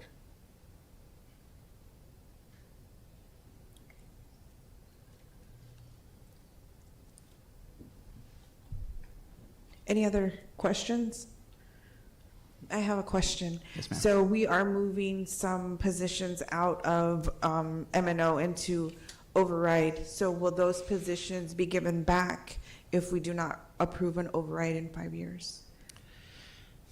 Depends on the scenario at the time. So depending on what the financial position of the district is, we would determine, what could go back. If the board has not approved a different funding formula, then theoretically, yes, within the capacity that we have at the time that an override expires. With the exception of DSEG, which is always the same 63 million. That's like static. So that's always going to be the same unless the board takes action to change the levy. So I guess my concern is that if we're pooling interventionists, and so will they be told, hey, you're only funded for 5 years, and then if not, find a new gig? Well, we're pulling them out of DSEG. It will balance DSEG. If we put them back into DSEG, it's just kind of what we did a couple years ago. It's what is the shuffle in order to accommodate those interventionists. If that is a priority of the board at that time to maintain those interventionists, then sure, we can put them back in. It's just a matter of what's the shuffle to stay within the 63.7. Well, I mean, I think it goes for counselors, the PE teachers, it goes for everything. We're taking it out, and then you can use that money for something else. But do they understand that if the override doesn't pass again, they may not get that position back, and they may lose their job? I think that's an understanding across the entire thing. I don't think it's just limited to positions. If 5 years from now, that board in 5 years either chooses not to pursue an override or the community chooses not to vote in favor of it, it's not only the loss of positions, but it's everything that we're doing to the salary schedule. So That's more understandable. Because of the confusion with ESSER funded positions, some people didn't understand that they wouldn't be put back into M&O or whatever, that they were funded by ESSER. They didn't realize that they were going to lose their jobs. And then that's why people are up here claiming we didn't know. And so we had to find ways to fund those positions. I think we need clear messaging on salaries and clear messaging on positions and what that means for people. we can, like we did with ESSER, I know for ESSER positions, that language is included in contracts. So this idea that people didn't know is completely false because people signed their contracts with ESSER language that told them your job ends at the end of ESSER. The fact that they came here to plea is a different story. But we can certainly put language around if your position is funded with override, and then the language, and then when we come to you for 26, 27 approval of contract language, and we incorporate it there, that would probably be the easiest way and get your approval at that point. So then people who are interventionists now, what if a school doesn't want to put them into the override? They want to keep that position.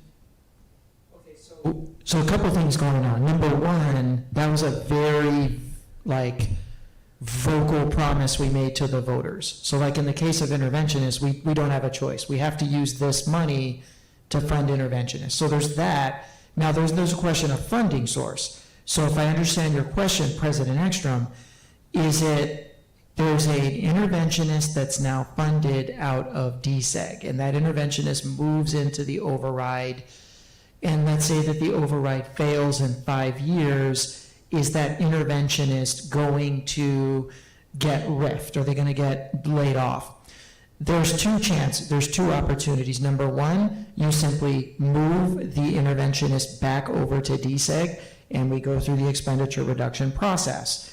Or you find a way to fund the interventionist out of M&O. Like those are your two, unless you just want to riff the employee. When I mentioned DSEG is the only fund balance that doesn't change year to year. It's going to always be 63 million. You're going to always have to go through the same departments to try to fund any new programs or replace any conditions.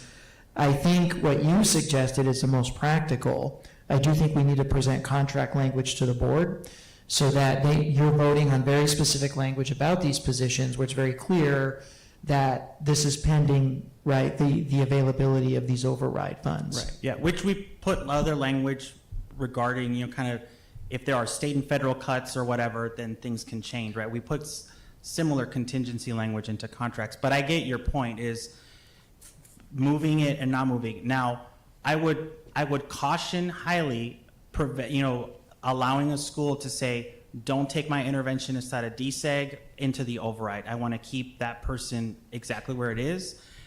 We start creating disparate kind of circumstances. But not all interventionists are funded out of DSEC.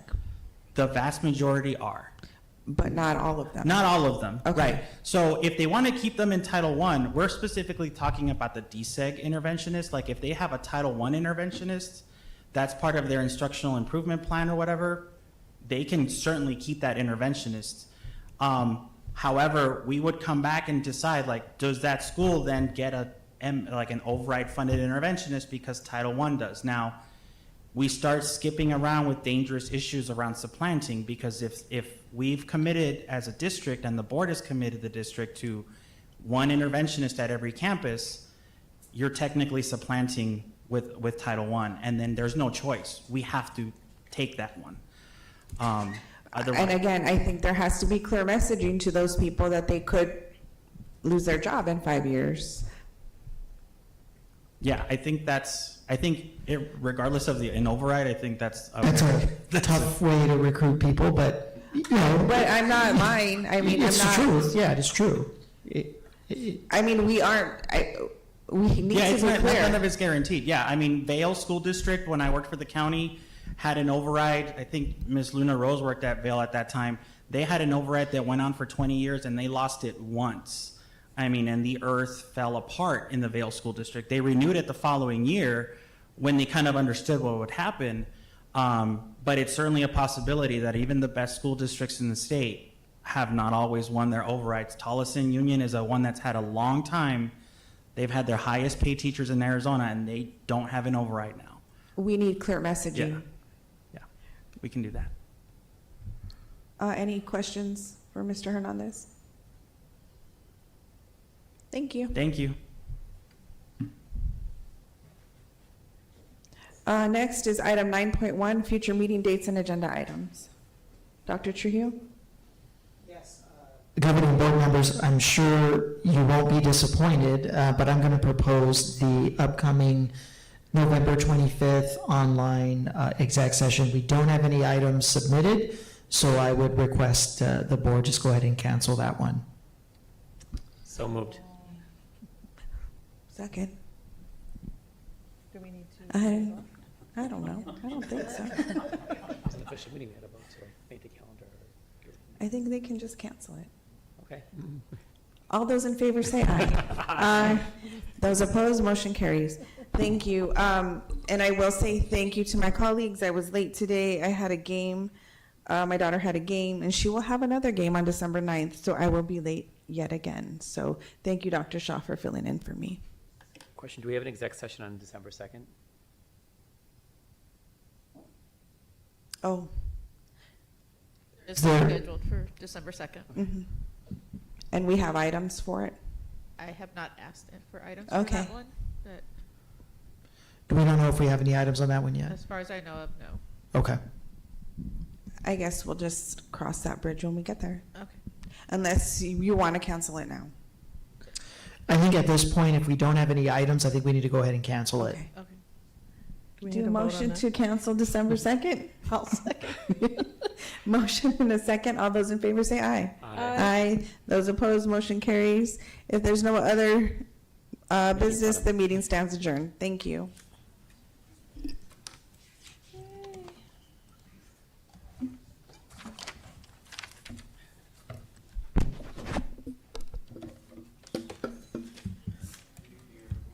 Hey, Jerry.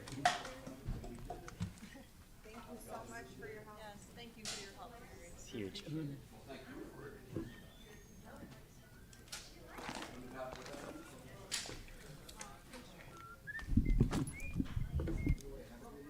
You too.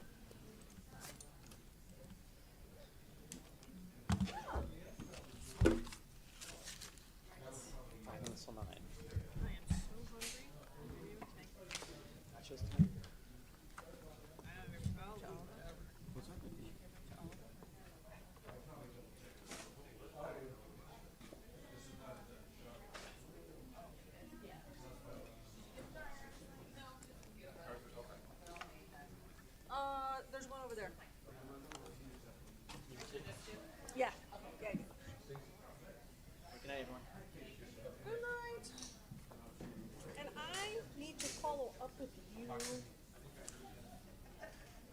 I got put aside the other day at recon, from the athletic director about